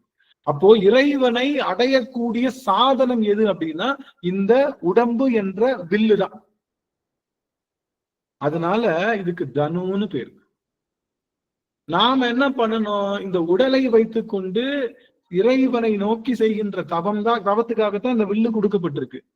நாம அம்ப அந்த பக்கம் எய்யாம நம்ம பக்கமே எஞ்சிட்டு இருக்கோம். நம்ம பக்கம் எஞ்சா என்ன பண்ணோம்? அம்ப அந்த பக்கம் எய்யாம நம்ம பக்கம் எஞ்சா நமக்கு தான் குத்தும் இல்ல? அதனாலதான் நமக்கு குத்துதே குடையுதுன்னு உட்கார்ந்து இருக்கோம். இந்த அம்பை மனத்தை இறைவனை நோக்கி பாய வச்சோம்னா ஒரு நாளும் இந்த ஆன்மாவுக்கு என்ன வராது? வேதனை வராது. அதனால இதுக்கு தனுன்னு பேரு. இந்த உடலுக்கு ஏன் தனுன்னு பேருனா உடல் என்ற தனுசை பயன்படுத்தி சிவம் என்ற அந்த நிலையை நாம சரியாக எய்தி பெற வேண்டும். அதனாலதான் சிவலோக பதவி என்ன பண்ணுவாங்க?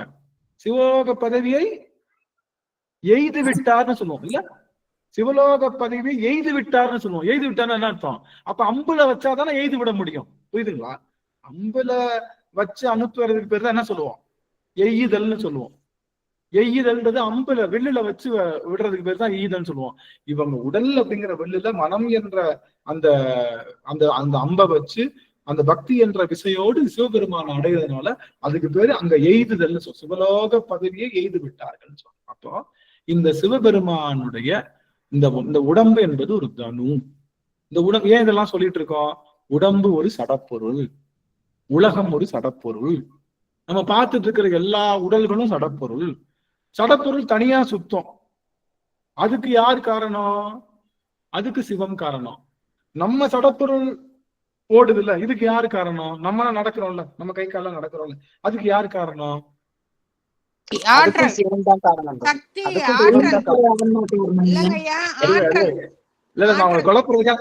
குழப்பறதுக்காக கேள்வி கேட்டேன். நான் வேணுக்குன்னு பெரிய சடப்பொருளை இயக்குறதுக்கு சிவம் தேவை. இந்த சின்ன சடப்பொருளை நாமெல்லாம் இயங்குறோம்ல, இந்த சின்ன சடப்பொருளை இயக்குறதுக்கு யார் தேவை அப்படின்னு கேட்டா நான் தான் தேவைன்னு சொல்லிடுவீங்களோ அப்படின்னு நினைச்சேன். இல்ல, அதுக்கும் சிவம் தான் தேவை. அதுக்கும் சிவம் தான். சக்தி இல்ல, சிவம் தான். சிவம் தான். சிவம் தான். இயக்கத்துக்குள்ள ஒரு பொருள் இயங்குறதுனாலே, சடப்பொருள் இயங்குறதுனாலே அதுக்குள்ள சிவம் இருக்குன்னு அர்த்தம். சின்ன சடப்பொருள் நம்ம இன்னைக்கு நம்ம நினைச்சிட்டு இருக்கோம் இந்த உடம்ப நான் இயக்கிட்டு இருக்கேன்னு. இல்ல, நாம இயக்கல, நமக்குள்ள இருக்கக்கூடிய சிவபெருமான் தான் இயக்கிட்டு இருக்காரு. அதனால சிவபெருமானுடைய கட்டை விரல் நுனிங்கய்யா, அவ்வளவுதான். அப்படி சொல்லலாம். சிறப்பு சிறப்பு. ஆக நான் இப்போ என்ன சொல்ல வரோம்னா, இந்த எல்லா சடப்பொருளுக்கும் மூலமா இருக்கிறது எது? சிவம். இல்ல, சிவத்துல இருந்து சடப்பொருள் வராது. ஏன்னா சிவம் அறிவு பொருள். வேதம் தான் சொல்ல வரும். இந்த வேதத்தின் மூலமாகத்தான் பஞ்சபூதம் 36 தத்துவங்களுமே உருவாக்கப்பட்டது, வேத ஒளிகள் மூலமாக அப்படின்னு சொல்லப்படுது. அப்போ இந்த ஏன் இறைவன்ட்ட கோபனம் இருக்கு? இறைவன் உடம்புல ஏன் கோபனம் இருக்கு? இந்த ஆன்மாவினுடைய ஆணவத்தை நறுக்கிறதுக்காக, தேய்க்கிறதுக்காக அவனுக்கு ஒரு சடப்பொருளினுடைய தேவை. அது அன்னை பராசக்தியினுடைய வடிவத்துல வேதத்தை வச்சு, வேதத்தினுடைய ஒளியின் மூலமாக அவன் ஒவ்வொரு பொருளாக உருவாக்கி வந்திருக்கான் அப்படின்னு நம்மளுடைய சமயம் சொல்லுது. இப்போ சிவபெரும் அந்த உலகத்திலேயே பெரியது எது? உலகத்தையே உருவாக்குனது எது? உலகத்தையே உருவாக்குனது எது? சிவம் தாங்க ஐயா. வேதத்துல இருந்து நழுவாதீங்க, யாரும் வேதத்துல இருந்து நழுவாதீங்க. இப்ப நான் வேதம் தான் டாபிக்கே, நம்மளுக்கு வேதம் தான் இன்னைக்கு டாபிக். அதனால வேதத்துல நழுவாதீங்க யாரும். இந்த எல்லா பொருள்களையும் உருவாக்குறது வேதம் தான். அந்த வேதம் உருவாக்க முடியாது, சடப்பொருள் உருவாக்க முடியாது. இந்த வேதத்தின் துணை கொண்டு சிவபெருமான் அது கூட கலந்தனால அது வேதம் உருவாகுது. புரியுதா? செங்கல் மட்டும் கட்டுமா வீடு? கொத்தனார் கட்டணும் இல்ல? செங்கல் எடுத்து கொத்தனார் வச்சு கட்டணும். அது மாதிரி இந்த வேதம் தனியா செயல்பட முடியாது. வேதத்தோடு சிவம் கலந்து செயல்படும் போது அது என்னது? மற்றைய அந்த சடப்பொருள்கள் எல்லாம் உருவாக்கி வருது. சரி, முடிஞ்சிச்சு. ரொம்ப சிறப்பு. இப்போ அப்ப சிறந்தது எது? சிறந்தது. அறிவு பொருள் இருக்குது, அறிவு பொருளோட உடல்ல ஒரு கோவணம் இருக்கு. அந்த கோவணம் என்னன்னா வேதம். வேதம் தான் எல்லாத்தையும் படைக்குது. அதன் மூலத்தான் எல்லாமே வந்துச்சுன்னு நம்ம சொல்றோம். அப்ப சிறந்தது எது? வேதம். வேதம் சிறந்ததா இல்லையா? பயப்படாதீங்க. நான் வந்து உங்களுக்கு குழப்பி விட்டுருவேன். ஐயோ இவன் ஆமான்னு சொன்னாலும் திட்ட போறான், இல்லைன்னு சொன்னாலும் திட்ட போறான், என்ன சொல்ல? அப்ப இல்ல, வேதம் சிறந்ததா இல்லையா?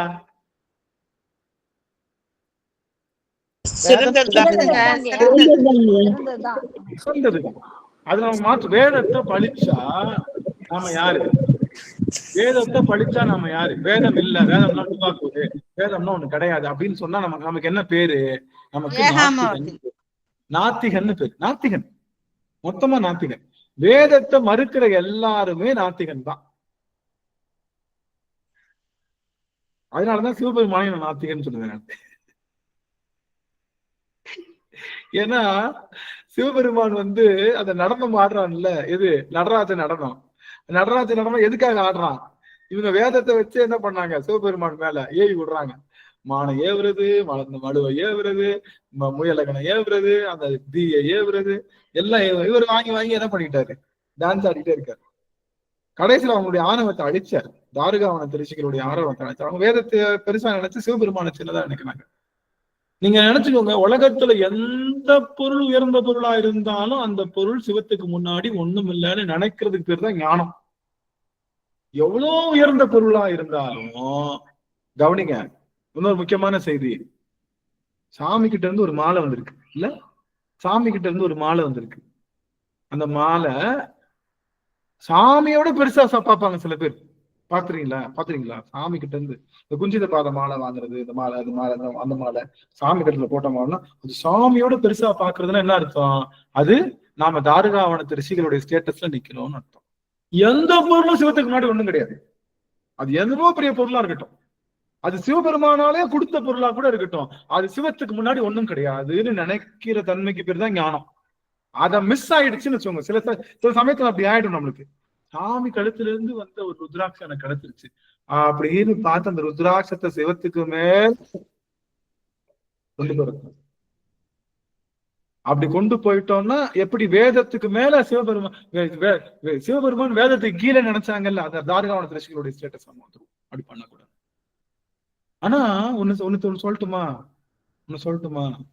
நம்ம சமயத்துல மட்டும்தான் சிவபெருமானுக்கு ஒப்பாரும் நிக்காரும் இல்லைன்னு சொல்லியாச்சு. சிவனோடு ஒக்கும் தெய்வம் தேடினும் இல்லை, சிவனோடு ஒப்பார் இங்கு யாவரும் இல்லைன்னு சொல்லியாச்சு. ஆனா நம்ம சமயத்துலதான் சிவனுக்கு மேலையும் ஆள் இருக்குன்னு சொல்லுது.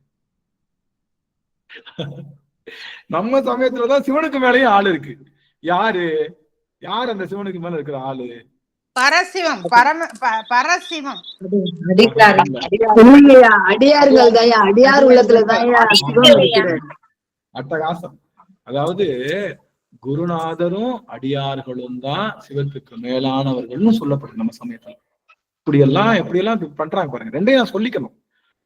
சிவத்துக்கு மேல ஒருத்தவங்க இருக்காங்கன்னா அவன் அடியவர் தான். ஏன் அவங்க சிவத்துக்கு மேல சொல்றோம்? ஏன் அவங்க சிவத்துக்கு மேல? ஏன்னா சிவத்தையே அவங்க தரிச்சிருக்காங்க, சிவத்தையோடயே வாழ்ந்துட்டு இருக்காங்க. அதனால அங்கேயும் சிவத்துக்கு தான் மரியாதை, அடியார்களுக்கு நல்லா தெரிஞ்சுக்கோங்க. அங்கேயும் சிவத்துக்கு தான் மரியாதை. ஏன்னா சிவத்துக்கு அவர்கள் கொடுக்கக்கூடிய அவ்வளவு அன்புக்காகத்தான் அவர்கள் ஒரு படி மேல வைக்கிறோம். சிவத்துக்கு தான் மரியாதை. குருநாதருக்கும் மேல தூக்கிக்கிறோம். குருநாதரும் சிவத்தை துணை கொண்டு பண்றாரு. அதனால குருநாதருக்கும் அதிகம் கொடுக்கறது காரணம் குருநாதருக்குள்ள சிவன் தான். எங்கேயும் சிவத்துக்கு மேல இருக்க பொருள் கிடையாது. நாம கொஞ்சம் எக்ஸ்ட்ரா, கொஞ்சம் அவங்க மேல கொஞ்சம், இன்னும் கொஞ்சம் அப்படி கொடுக்கறது. அப்போ முக்கியமான செய்தி, இந்த உலகத்திலேயே அண்ட சராசரங்களுக்கும், நல்லா கவனிங்க, அண்ட சராசரங்களை உருவாக்குனது இதுதான், 4 வேதங்கள் தான். என்னாச்சு திடீர்னு? எனக்கு ஒன்றும் தெரியல, எல்லாம் ஸ்டக் ஆயிடுச்சு.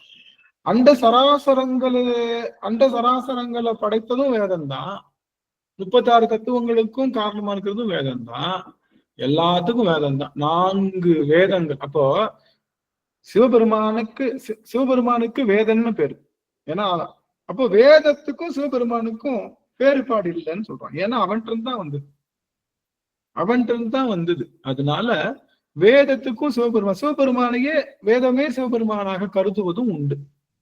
புரியுதுங்களா? ஆனா அப்ப சிவபெருமானுடைய கோபனம் என்ன? வேதம். அந்த வேதத்தை விட சிறந்த பொருள் எது? சிவபெருமான் தான் சிவபெருமான். சிவபெருமான். இல்ல, கரெக்டா குடிச்சுக்கிட்டீங்க எல்லாரும். அது எனக்கு மகிழ்ச்சியா இருக்கு. வேதத்தை விட சிறந்த பொருள் சிவபெருமான் தான், அது எல்லாருக்கும் தெரியும். ஆனா சிவபெருமான் என்ன பண்றாரு? வேதத்தோட ஒரு பொருள் இருக்குன்னு வந்து காமிக்கிறது.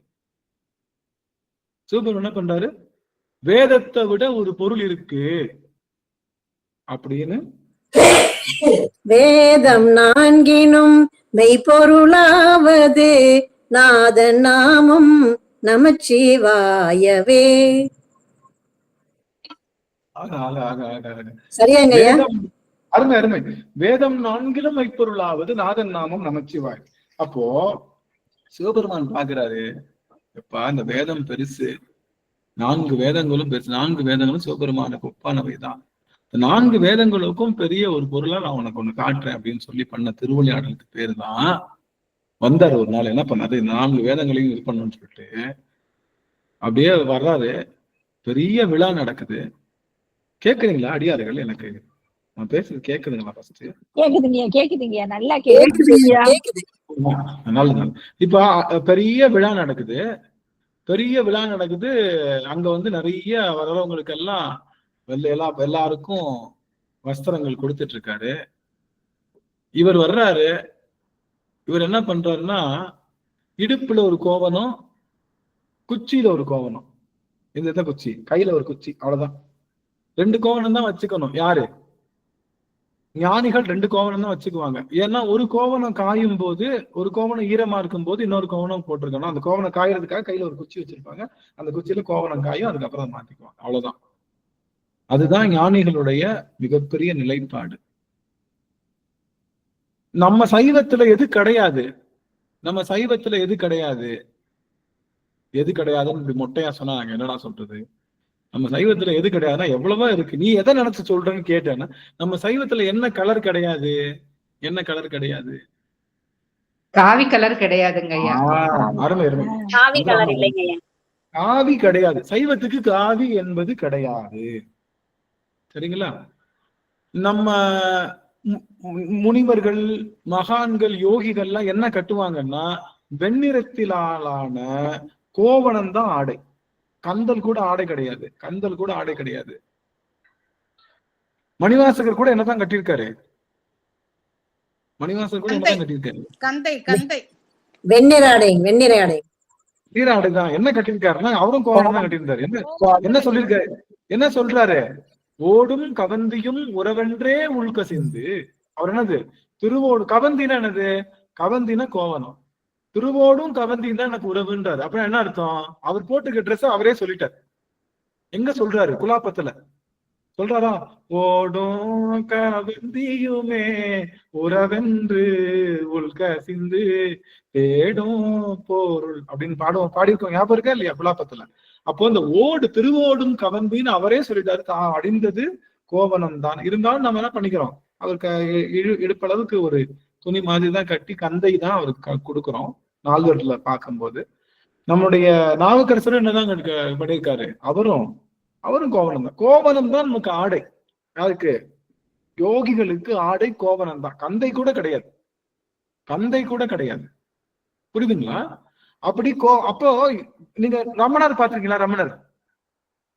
ரமண மகரிஷி பாத்திருக்கீங்களா? நம்மளுடைய பழைய ஆதீனங்கள் இருக்காங்கல்ல, ஆதீனங்கள் பழையவங்க, நம்ம ஸ்ரீ நம்ம மத்த குருஞான சம்பந்தர் அவங்க ஐயா சந்தேகம். இப்ப அதே இது வந்து பாத்தீங்கன்னா அடுத்த பாடல்லயே வந்து கொள்புளித்தூள் நல்லாடைன்னு சொல்லி ஒரு வரி வருது. இல்ல இந்த குலாப்பத்துல ஓடும் கவந்தியும் உறவென்றே உள்கசிந்து தேடும் பொருளும் சிவன் கலை எனத்துலேருந்து அவருக்கு சொல்றாரு. கொள்புளித்தோல் நல்லாடைன்னு சிவபெருமானுக்கு சொல்றாரு. கொள்புளித்தோல் நல்லாடைன்னு. புரியுதுங்களா? நீங்க சிவபெருமானுக்கு கோவணம் மட்டும்தான் ஆடை, இல்ல கொள்புளித்தோல் நல்லாடைன்னு அதான கேள்வி கேட்கறீங்க சுவாமி? அப்படிதானே கேட்கறீங்க? அதான கேள்வி. அதுக்கு நான் வரேன். இப்ப நான் முக்கியமா சொல்லிக்கிறேன். எதுக்காகனா, காவி என்பது நமக்கு உடை இல்லை. காவி என்பது நம்ம சைவத்திற்கான பொருள் அல்ல. வெள்ளைதான். வெள்ளையில பட்டு போடலாம். ஆண்களுக்கு வெள்ளை பட்டு இல்லாட்டி வெள்ளை பருத்தி நூலான ஆடை. அவ்வளவுதான், 2 தான். பெண்கள் என்ன வேணாலும் அடியார்கள்ல காவி தாங்கியா கட்டுறாங்க இப்போ. அடியார்கள் காவி தான் கட்டுறாங்க இப்போ. அப்படி கட்டக்கூடாதுன்ற கலர் கலரா கட்டுறது, காவி காவியா கட்டுறது, அப்புறம் நம்ம மஞ்சள் கலர்ல கட்டுறாங்க, நிறைய கட்டுறாங்க. அந்த மாதிரிலாம் இருக்கக்கூடாது. நம்ம சைவத்தினுடைய மரபை கட்டி காவிச்சு வந்திருக்காங்க யாரு? நம்மளுடைய நீங்க குரு முதல்வர் பாத்துறீங்களா? எப்படி இருப்பாரு படத்துல பார்த்தா? குரு முதல்வர் கோவணம் தான் கட்டியிருப்பாருல்ல. ஆதீனத்து குரு முதல்வர்கள் நீங்க பாத்தீங்கன்னா பழைய அவங்க எல்லாருமே என்னதான் போட்டிருப்பாங்க. தாய்மானவர் பாத்துறீங்களா? தாய்மானவர் என்ன கட்டியிருப்பாரு?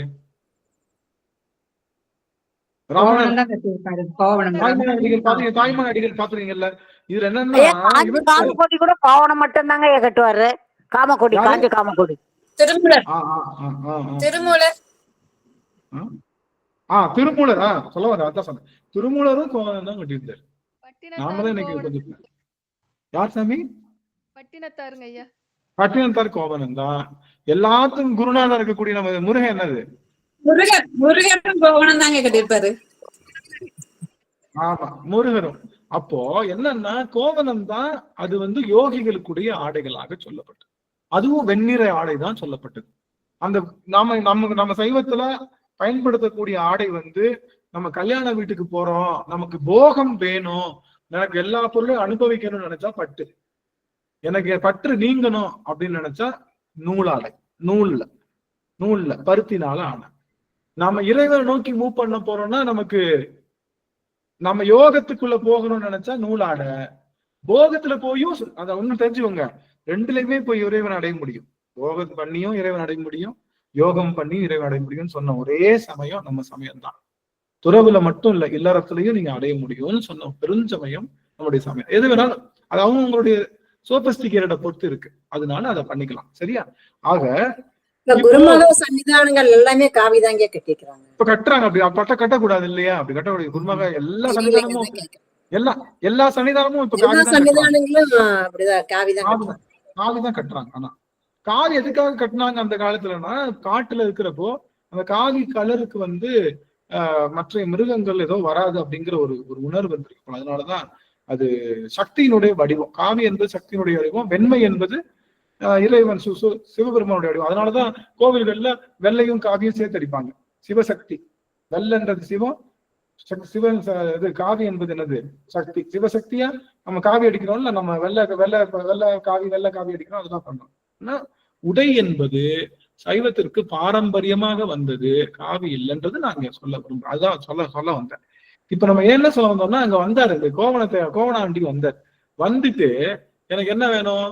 இவர் என்ன பண்ணுவாரு? அவர் என்ன பண்ண எல்லாத்துக்கும் கோவணம் கொடுக்குறவர் யாரு? அவர் பேர் அமர்நீதி நாயனார்னு பேரு. அமர்நீதி நாயர் என்ன பண்றாரு? எல்லாத்துக்கும் கோவணம் கொடுக்குறவரு. இவர் என்ன பண்ணாரு? அவர்கிட்டயே கோவணத்தை கையில கொடுக்குறாரு. இந்த கோவணத்தை பத்திரமா வச்சுக்கோ, நான் போய் குளிச்சுட்டு வர்றேன். இவருக்கு டவுட், என்னன்னா நாம தான் எல்லாத்துக்கும் கோவணம் கொடுப்போம், இவர் என்ன நம்ம கையில கோவணத்தை கொடுக்குறாரு, சரி வச்சுக்குவோம் அப்படின்னு சொல்லிட்டு வாங்கி பத்திரமா அந்த இதுக்குள்ள போட்டு பூட்டி வச்சாரு. இந்த ஆள் போயிட்டு குளிக்கிற மாதிரி போயிட்டு உள்ள பாக்குறாரு. பார்த்தா தொப்ப நினைஞ்சிருக்காரு. தொப்ப நினைஞ்சிருக்காரு. எதுல? இந்த உள்ள போட்டிருக்கிற கோவணமும் நினைஞ்சிருச்சு. அந்த காய வச்சா கையில கொடியில கொடுத்திருந்தாருல, கையில கொடி மாதிரி வச்சிருப்பாருங்க இல்லையா, அதுல அந்த கோவணமும் அங்க கொடுத்தாச்சு. இப்ப கேட்கிறாரு, தம்பி இந்த மாதிரி ரொம்ப குளிர்ல வாடுறேன், அந்த கோவணத்தை தர முடியுமா கேட்கிறாரு. தோ தரேன் சாமி அப்படின்னு போய் கோவணத்தை உள்ள போய் தேடி பாக்குறாரு. இந்த ஆள் மறைச்சிட்டாரு. இந்த ஆள் மறைச்சா யாராலும் எடுக்க முடியுமா? இந்த ஆள் மறைச்சா யாருனாலும் எடுக்க முடியுமா? யாராலும் எடுக்க என்னமோ பண்றாரு. கோவணம் இல்ல. சொல்றாரு, சரி கோவணம் தான், நம்ம கிட்ட நிறைய கோவணம் இருக்கு, நல்ல கோவணமா பார்த்து கொடுக்கலாம்னு சொல்லிட்டு, ஐயா தப்பா நினைச்சுக்காதீங்க, எனக்கு கொடுத்த கோவணம் காணாம போயிடுச்சு, அதுக்கு பதிலா இன்னொரு கோவணம் தரேன், வாங்கிக்கோங்க. இது என்ன நினைச்சேன்? யாருக்கிட்டையாவது போய் இரவல் வாங்குற சுவாமின்னு நினைச்சியா? ஒரு அடியவன் நினைச்சு, யாருக்கிட்ட இரவல் வாங்காதவன் நானு, எனக்கு என்னுடைய கோவணம் தான் வேணும் அப்படின்னு சொல்றேன். இவர் ஒரு வார்த்தையை விட்டார். அந்த கோவணத்துக்கு பதிலா ஒரு பட்டு கோவணமோ அதோட உயர்ந்த பொருளோ வச்சு கொடுத்துடுறேன் அப்படின்னு ஒரு வார்த்தை சொல்லிட்டார். இவருக்கு அந்த வார்த்தைக்காக தான் காத்துக்கிட்டு இருந்த மாதிரி. சரி அப்படியா, அப்ப உயர்ந்த பொருள்கள் எல்லாம் எடுத்து நீ வைக்க முடியுமான்னு சொல்ல, இவர் கையில வச்சிருந்த அந்த கோவணத்தை எடுத்து அவரு அந்த தராசுல போட, அந்த கோவணத்துக்கு சமமா இருக்கு எல்லா பொருள்களையும் எடுத்து வைக்கிறாரு. கோவணம் எவ்வளவு சின்னதா இருக்கும், ரொம்ப மெல்லிது. அதுக்கு இவர் வைரம், வைடூரியம், மேதகம், அது இதுன்னு எல்லா பொருள்களையும் வைக்கிறாரு. ஒன்னும் நகரல. இவர் வாணிபம் செய்யறதே வந்து பட்டு நூல் தான். அந்த பட்டு பொருள்கள் எல்லாத்தையும் தூக்கி வைக்கிறாரு, அப்படியேதான் நகரல, எதுவுமே நகரல. பாக்குறவங்க எல்லாத்துக்கும் அப்படியே அப்படியே கண்கள்ல என்ன நடக்குதுன்னு தெரியல. கோவணம் ஒரு 100 கிராம் கூட வராது, ஆனா இவங்க எவ்வளவோ வச்சுட்டாங்க, எது வரல. வந்தவருக்கு ஒண்ணு புரிஞ்சு போச்சு, வந்தவருக்கு ஒண்ணு புரிஞ்சிருச்சு. என்ன அப்படின்னா, இந்த அமர்நீதி நாயனருக்கு ஒண்ணு புரிஞ்சிருச்சு. ஆகா, என்னமோ நடக்குது, எல்லாத்தையும் வச்சாச்சு, இனி வைக்கிறதுக்கு நானும் என்னுடைய மனைவி என்னுடைய குழந்தை மட்டும்தான் இருக்கும், வேற யாரும் இல்லைன்னு சொல்லி நமச்சிவாய மந்திரத்தை சொல்லி 3 முறை அந்த தனுஷ வளம் வந்து அந்த அந்த அந்த அந்த அந்த தராசுல நமச்சிவாய மந்திரத்தை கைகள்ல அப்படியே தலையை உயர்த்தி அவர் ஏறுறாரு. அவர் ஏறிட்டு திரும்பி பாக்குறாரு, அந்த அம்மாவும் உடனே வந்து ஏறுறாங்க, அந்த குழந்தையும் ஏறுது. அப்படி ஏறின உடனே என்ன ஆகுது, அந்த கோவணம் அப்படியே கீழே போகுது. அப்படியே இந்த அடியவர்கள் எங்க போறாங்க, மேல போறாங்க. அப்ப அந்த கோவணத்தை விட, கோவணம்னா என்னது, இப்ப சொல்லுங்க, கோவணம்னா என்ன? வேதம் ஐயா, வேதம். 4 வேதங்கள். வேதங்களையும் காட்டிலும் சிறந்தது எது அப்படின்னா, ஒரு அடியவர்களுடைய ஒரு அடியவருடைய குடும்பம். அவ்வளவுதான். சிவனடியார்களுடைய குடும்பம் என்பது 4 வேதங்களை காட்டிலும் சிறந்தது என்பதை அமர்நீதி நாயனார் அந்த கோவணத்தை அங்க போட்டு அந்த உயர்த்தி காமிச்சு சொல்லிட்டார். அப்போ 4 வேதங்கள் அண்ட சராசரங்களை உருவாக்குனாலும், இறைவனுடைய துணை கொண்டு உருவாக்குனாலும், அதையும் தாண்டி ஒரு பொருள், உயர்ந்த பொருள் இருக்கு அப்படின்னா என்னன்னா, அது சிவபெருமானை உயிர் மூச்சாக கொண்ட ஒரு அடியவரின் குடும்பம். இதுதான் அமர்நீதி நாயனாருடைய சரித்திரத்திலிருந்து நாம் பெறுகின்ற பெரும் செய்தி. அப்போ அந்த எடைக்கு வச்ச கோவணம் எங்க, இந்த 2 கோவணம் தான் ஒண்ணு காணா போயிடுச்சு, ஒன்னு அவர் கட்டியிருக்காருங்கய்யா. அப்புறம் அந்த கோவணம் மன்னிக்கணும், அதாவது இடையில கட்டின கோவணம் ஒண்ணு, 2 கோவணம் வந்து மன்னிக்கணும், அவர் அப்படிதான் வச்சிருந்தார். 2 கோவணம் வந்து அந்த கொடியில இருந்தது. ஒரு கோவணத்தை கொடுத்துட்டாப்படி, ஒரு கோவணம் இங்க இருக்கு. அப்போ இவர் என்ன பண்ணிருக்காரு, கையில இருக்கிற அந்த எக்ஸ்ட்ரா இருக்கிற கோவணத்தை தான் இடைக்கு போட்டிருக்காரு. புரியுதுங்களா? 2 இருக்கிறதுல. சரிங்க, சரி. அதனால மன்னிக்கணும். அப்போ அந்த அந்த வகையில வந்து அவர் வந்து பார்த்து அந்த அவர்களுக்கு வந்து அந்த ஒரு பெரிய ரகசியத்தை அவங்க என்ன சொல்ல வராங்க அப்படின்னா, நாம சிவபெருமான் என்பவன் அறிவு பொருள், அந்த அறிவு பொருள் மூலமாக சடப்பொருளின் துணை கொண்டு சடப்பொருளை உருவாக்குறாரு. அது வேதித்தல்ன்ற தொழில் செய்து உருவாக்குறாரு. அதுக்கு பேரு வேதம்னு சொல்றோம். அந்த வேதம் இறைவனுடைய கோவணமாக அமைகின்றது. அந்த கோவணத்தை விட ஒரு சிறந்த பொருள் ஒரு, அது வந்து நம்ம திருச்சாளர்ல இல்ல. திருச்சாளர் என்ன பண்ணிருச்சு, வேதத்தோட நிறுத்திருச்சு. அடியன் தான் அதை கொஞ்சம் எக்ஸ்டெண்ட் பண்றேன். என்னன்னா, அந்த வேதம் என்பது சிறந்த பொருள் தான், ஆனா அதையும் விட சிறந்த பொருள் எது அப்படின்னா, ஒரு அடியவரனுடைய குடும்பம். அடியவர் கிடையாது, நல்லா கவனிங்க, சிங்கிள் கிடையாது, அடியவர் கிடையாது, அடியவருடைய குடும்பம். குடும்பம்னா என்னன்னா, தான் அடியவராக இருப்பது மட்டுமல்ல, தன்னுடைய குடும்பத்தையும் அடியவராக வைத்திருக்கக்கூடிய ஆற்றல் பெறுவதுதான் என்னது, வேதத்தினுடைய பெருமை. நான் மட்டும் கும்பிடுவேன், என் பிள்ளை கும்பிடாது, என் புள்ள திண்ணீர் பூசாது அப்படின்னா நம்ம வேதத்துக்குள்ள வரல, வேதத்தை விட நம்ம உயரலன்னு அர்த்தம். நம்ம வீட்டுல உள்ள குழந்தைங்களுக்கு நம்ம இறைவனை பற்றி சரியா சொல்லி கொடுத்து வர முடியல அப்படின்னா அது கொஞ்சம் சிரமத்துக்குரிய விஷயம்தான். அப்படின்றதுனால அடியவர்கள் தங்கள் குடும்பத்தில் இருக்கக்கூடியவர்களை, ஆனா இருக்கிறதுல கஷ்டம் அதுதான், ஊர் பிள்ளையெல்லாம் சிவனடியார மாத்திரலாம்.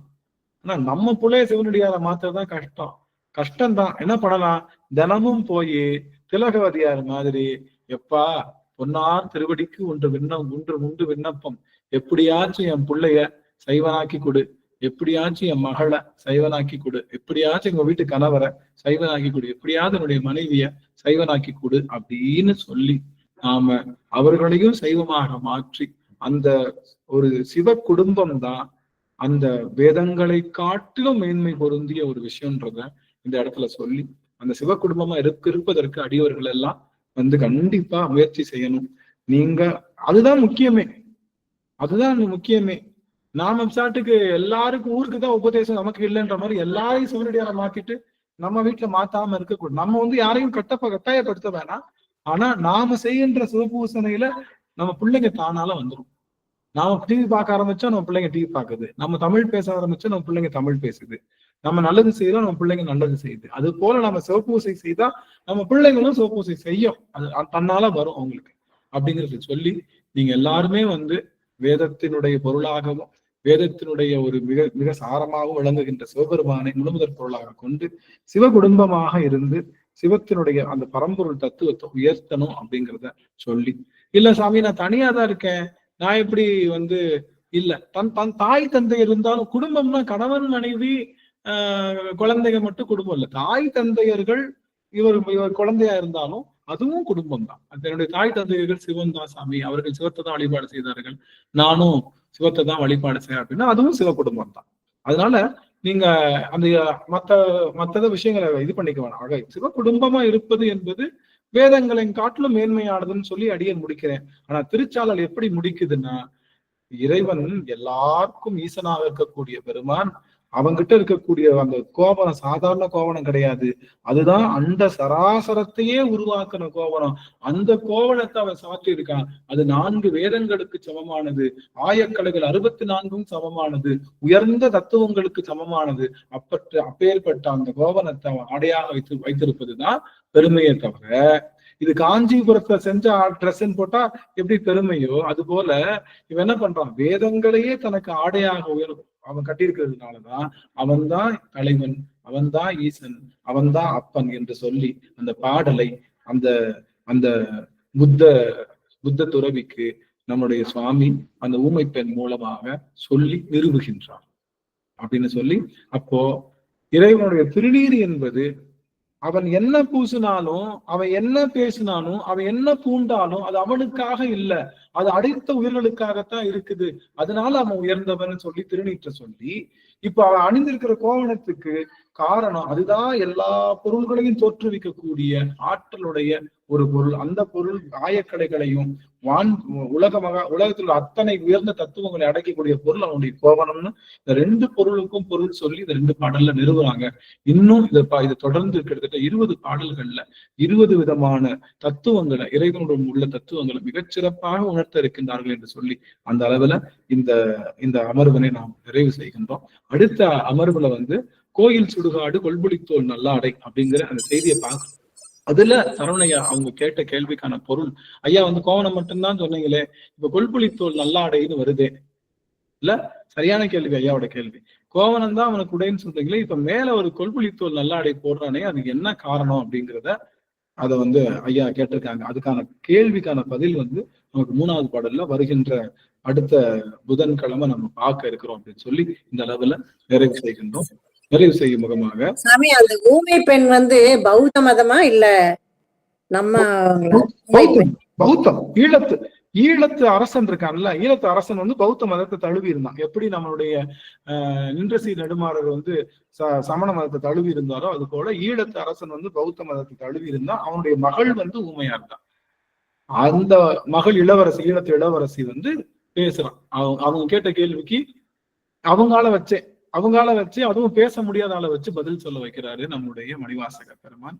அதுதான் இந்த இடத்துல சொல்றோம். அந்த வகையில இதை நிறைவு செய்யற சுவாமி. நிறைவு செய்யும் முகமாக சரவணையா வந்திருக்காங்க. சுவாமி, நிறைவு பாடல் வான்மகள் வளாது நமச்சிவாய. சரவணையா.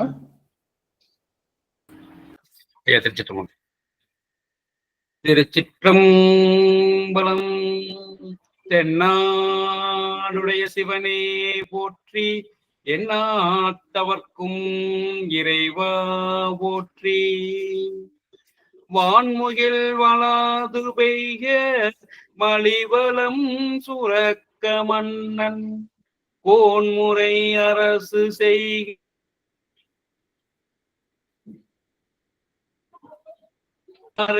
அரங்கள் ஓங்க, நற்றவம் வேள்வி மல்க, மேன்மைகுள் செய்வ நீதி விளங்குக உலகமெலாம். மேன்மைகுள் செய்வ நீதி விளங்குக உலகமெலாம். திருச்சிற்றம்பலம், தில்லையம்பலம், பொன்னம்பலம். அனைத்து அடியார் திருவிடையிலையும் மனம்மை மொழிகளாக வணங்கிக் கொள்கிறேன் ஐயா. குருவாழ்க, குருவே துணை. மகிழ்ச்சிங்க. ஐயாவோட குரல் கேட்டது அவ்வளவு மகிழ்ச்சியா இருக்கு. அடியார்களுக்கு வாய்ப்பு, இது அடியார்களுடைய களம். 2 நிமிடங்கள் தான் வாய்ப்பு. அடியார்கள் கேள்விகள் இருந்தா எழுப்பலாம். உங்களுக்கு ஏதாவது பதிவு செய்யனாலும் பதிவு செய்யலாம். அள்ளி அம்மா அவர்களுக்கு வாய்ப்பு. அம்மா கரம் வைத்திருக்காங்க. அள்ளி அம்மா. ஐயா, இன்னைக்கு நேரம் தவறியதுக்கு மன்னிக்கவங்க ஐயா. இன்னைக்கு எங்க ஊரு ரத்னகிரி குமர கடவுளோட கும்பாபிஷேகம் ஞாயிற்றுக்கிழமைங்க ஐயா. இன்னைக்கு வேள்வி பூஜையில கலந்துக்கு போயிட்டேங்க ஐயா. அதான் நேரம் ஆயிடுச்சு. இங்க நம்ம பகுதியில் இருக்க எல்லா அடியார்களும், அதாவது ஐயானால மறக்க முடியாது, மத்த அடியார்கள் எல்லாம் குமரக்கடவுளோட கும்பாபிஷேகத்துக்கு திருக்குட நன்னீராட்டு விழாவுக்கு வரணும்னு சொல்லி அடியார்கள் அனைவரையும் நான் மிக தாழ்மையோடு கேட்டுக்கிறேங்க ஐயா. எங்க இருக்குன்னு சொல்லிருங்க. நம்ம குடும்பத்துல பத்திரிக்கை போட்டுருங்க சாமி. சரவணம்பட்டி கருட்டுமேடு. சரவணம்பட்டி கருட்டுமேடு அந்த கோவில்ல இருக்கக்கூடிய மருதாசல கடவுள். மருதாசல கடவுள். சரி. அடியார்கள் அம்மா எல்லாருக்கும் ஒரு விண்ணப்பம் வச்சிருக்காங்க, ஒரு இன்விடேஷன் வச்சிருக்காங்க. வருகின்ற ஞாயிற்றுக்கிழமை தானே சாமி? ஆமாங்க ஐயா, வருகின்ற ஞாயிற்றுக்கிழமைனால அடியார்கள் ஓய்வில் இருக்கக்கூடிய கோவை அடியார்கள் எல்லாம் அந்த இடத்துல போய் உங்களுக்கு வாய்ப்பு இருந்ததுன்னா பெருமானுடைய அந்த குடமுழுக்கு விழாவில கடந்து கொண்டு நல்லபடியா சிறப்பா இருக்கணும்னு சொல்லி அம்மா மூலமா அடியனும் கேட்டுக்கிறேன். நன்றிங்க சுவாமி. நன்றி. 7:30 மணியிலிருந்து ஆரம்பிக்க போகுதுங்க ஐயா. அடியார்கள் அனைவரும் குமரக்கடவுளோட அருள பெறுமாறு கேட்டுக்கொள்கிறேன். சிறப்புங்கம்மா. மகிழ்ச்சிங்க சுவாமி. இன்னொரு அடியாருக்கு வாய்ப்பு. உங்களுக்கு கேள்விகள் ஐயா சரவணையாவோட கேள்வி அடுத்த அமர்வுல வருது. எதுக்கு பெருமானுக்கு முதல் பாட்டுல அவனுக்கு ஆடை வேதம்னு சொல்லியாச்சு, அவனுக்கு கோவனம் சொல்லியாச்சு. இப்ப திரும்ப பொல்புளித்தோல் நல்ல ஆடைன்னு சொல்லிட்டாங்களே, அது என்ன அப்படின்றத கேட்கிறாங்க. அதை நம்ம அடுத்த அமர்வுல சொல்றோம் காலம் கருதி. மற்ற அடியார்கள் எவரேனும் பதிவு செய்யலாம், இல்ல கேள்விகள் இருந்தா எழுப்பலாம். ஐயா திருவடி வணக்கம் ஐயா. அனைத்து அடியார் தொடி பணிகிற ஐயா. நீங்க இந்த பாட்டுல இந்த கோவணம்னா எப்படி, அது இந்த தத்துவம் எப்படி, அதோட அவரோட ஆடை இல்ல, அது தத்துவம் அவரோட வேதங்கள் அப்படின்னு சொல்லிட்டு ஒவ்வொரு வரி அப்படி ஒரு அமுத மொழிகளாட்டு நீங்க சொல்லியிருக்கீங்க. ரொம்ப ரொம்ப எனக்கு எப்படி சொல்றதுன்னு தெரியல, அவ்வளவு ஒரு கருத்து இருக்கு. ஆனா நீங்க சொன்ன மாதிரி அடியன் நான் எவ்வளவோ வீட்டுல சொல்லி பார்த்தாச்சு, குழந்தைகள்ட்டும் சரி, தம்பிகிட்ட, பொண்ணுகிட்ட எல்லாத்தையும் சொல்லி பார்த்துட்டேன். ஆனா இப்ப நீங்க சொல்ற மாதிரி நான் இப்போ அவர்கிட்ட வேண்டது என்னன்னா, அடியனு ஐயா நான் எவ்வளவு சொல்லி பார்த்தாச்சு, நடத்தி பார்த்தாச்சு, இவ்வளவோ வருத்தப்பட்டு சொல்லி வச்சு கேட்கல. ஆனா அவங்களுக்கு ஆன்மீகத்தை வளர்த்து கொடுக்க வேண்டியது உன்னோட பொறுப்பு. ஆனா ஈசன்ட்ட நான் இதை டெய்லி சொல்லுவேன் ஐயா. இந்த ஒரு வார்த்தை நான் கும்பிடுவேன், எனக்கு சொத்து சுகமே வேண்டாம், என் பிள்ளைகளுக்கு ஆன்மீகத்தை கொடுவியா, அந்த ஒண்ணுதான் சொல்லி நான் இப்ப பாக்குறேன். எனக்கு வேற ஒண்ணும் சொல்ல வழி இல்லை. ஆனா அந்த ஆன்மீகத்துல அவங்கள வழியை கொண்டு வாங்க அப்படின்னு சொல்றீங்க. இந்த தத்துவம் இந்த கோமணத்துல அவ்வளவு ஒரு உயிர் இருக்கு. சொன்ன மாதிரி ஒரு கருத்து, அவரோட ஐக்கியமா அதுக்குள்ள ஒரு ஆன்மீகம் எல்லாமே இருக்குயா. அது ஒவ்வொன்றும் நான் இப்ப இன்னைக்கு ரொம்ப தெளிவா தெரிஞ்சுட்டேன் ஐயா. ரொம்ப ரொம்ப சந்தோஷம். அனைத்து அடியார்களுக்கும் திருவடி பண்ணிக்கிறேன் ஐயா. ரொம்ப சந்தோஷம். ரொம்ப ரொம்ப மகிழ்ச்சிங்க சுவாமி. அம்மாவோட அந்த பதிவு செய்திருக்காங்க, ரொம்ப மகிழ்ச்சி. அடியவர்கள் எவரேனும் உங்களுக்கு பதிவுகள் செய்யணும் அப்படின்னா குரல் பதிவா அடியனுக்கு அனுப்புங்க, நம்ம குடும்பத்துக்கு அனுப்புங்க. அடியர் அதை கேட்டுட்டு உங்களுக்கு கண்டிப்பா ஒரு நம்மளுடைய பதிவுகள் அனுப்புறேன் அப்படின்னு சொல்லி காலம் கருதி நம்ம நிறைவு செய்யறோம். நிறைவு செய்யும் முகமாக அம்மா பிரேமா அம்மா அவர்கள் நிறைவு பாடல் பாடுங்க. நம்மளுடைய திருச்சிற்றம்பலம். தென்னாடுடைய சிவனே போற்றி, நாட்டவர்க்கும் இறைவா போற்றி. ஆறிரு தடந்தோள் வாழ்க, அருமுகம் வாழ்க, வேற்பை கூறுசை தனிவேல் வாழ்க, குக்குடம் வாழ்க, செவ்வேல் ஏரிய மங்கை வாழ்க, யானை தன் அணங்கு வாழ்க, மாறிலா வள்ளி வாழ்க, வாழ்க சீரடியார் எல்லாம், மாறிலா வள்ளி வாழ்க, வாழ்க சீரடியார் எல்லாம், வாழ்க சீரடியார் எல்லாம். திருச்சிற்றம்பலம். அனைத்து அடியார் திருவடி தாமரை சென்னி மேல் சுற்றி வணங்கி விடைபெறுகிறேன் ஐயா. திருச்சிற்றம்பலம். ரொம்ப மகிழ்ச்சிங்க சுவாமி. அத்தனை அடியார்கள் திருவடியும் போற்றுகின்றேன். அடியார்கள் எல்லாம் உத்தரவு வாங்கிக்கலாம். நாம அடுத்து திருவடி பணிந்து உத்தரவு வாங்கிக்கிறேன் ஐயா.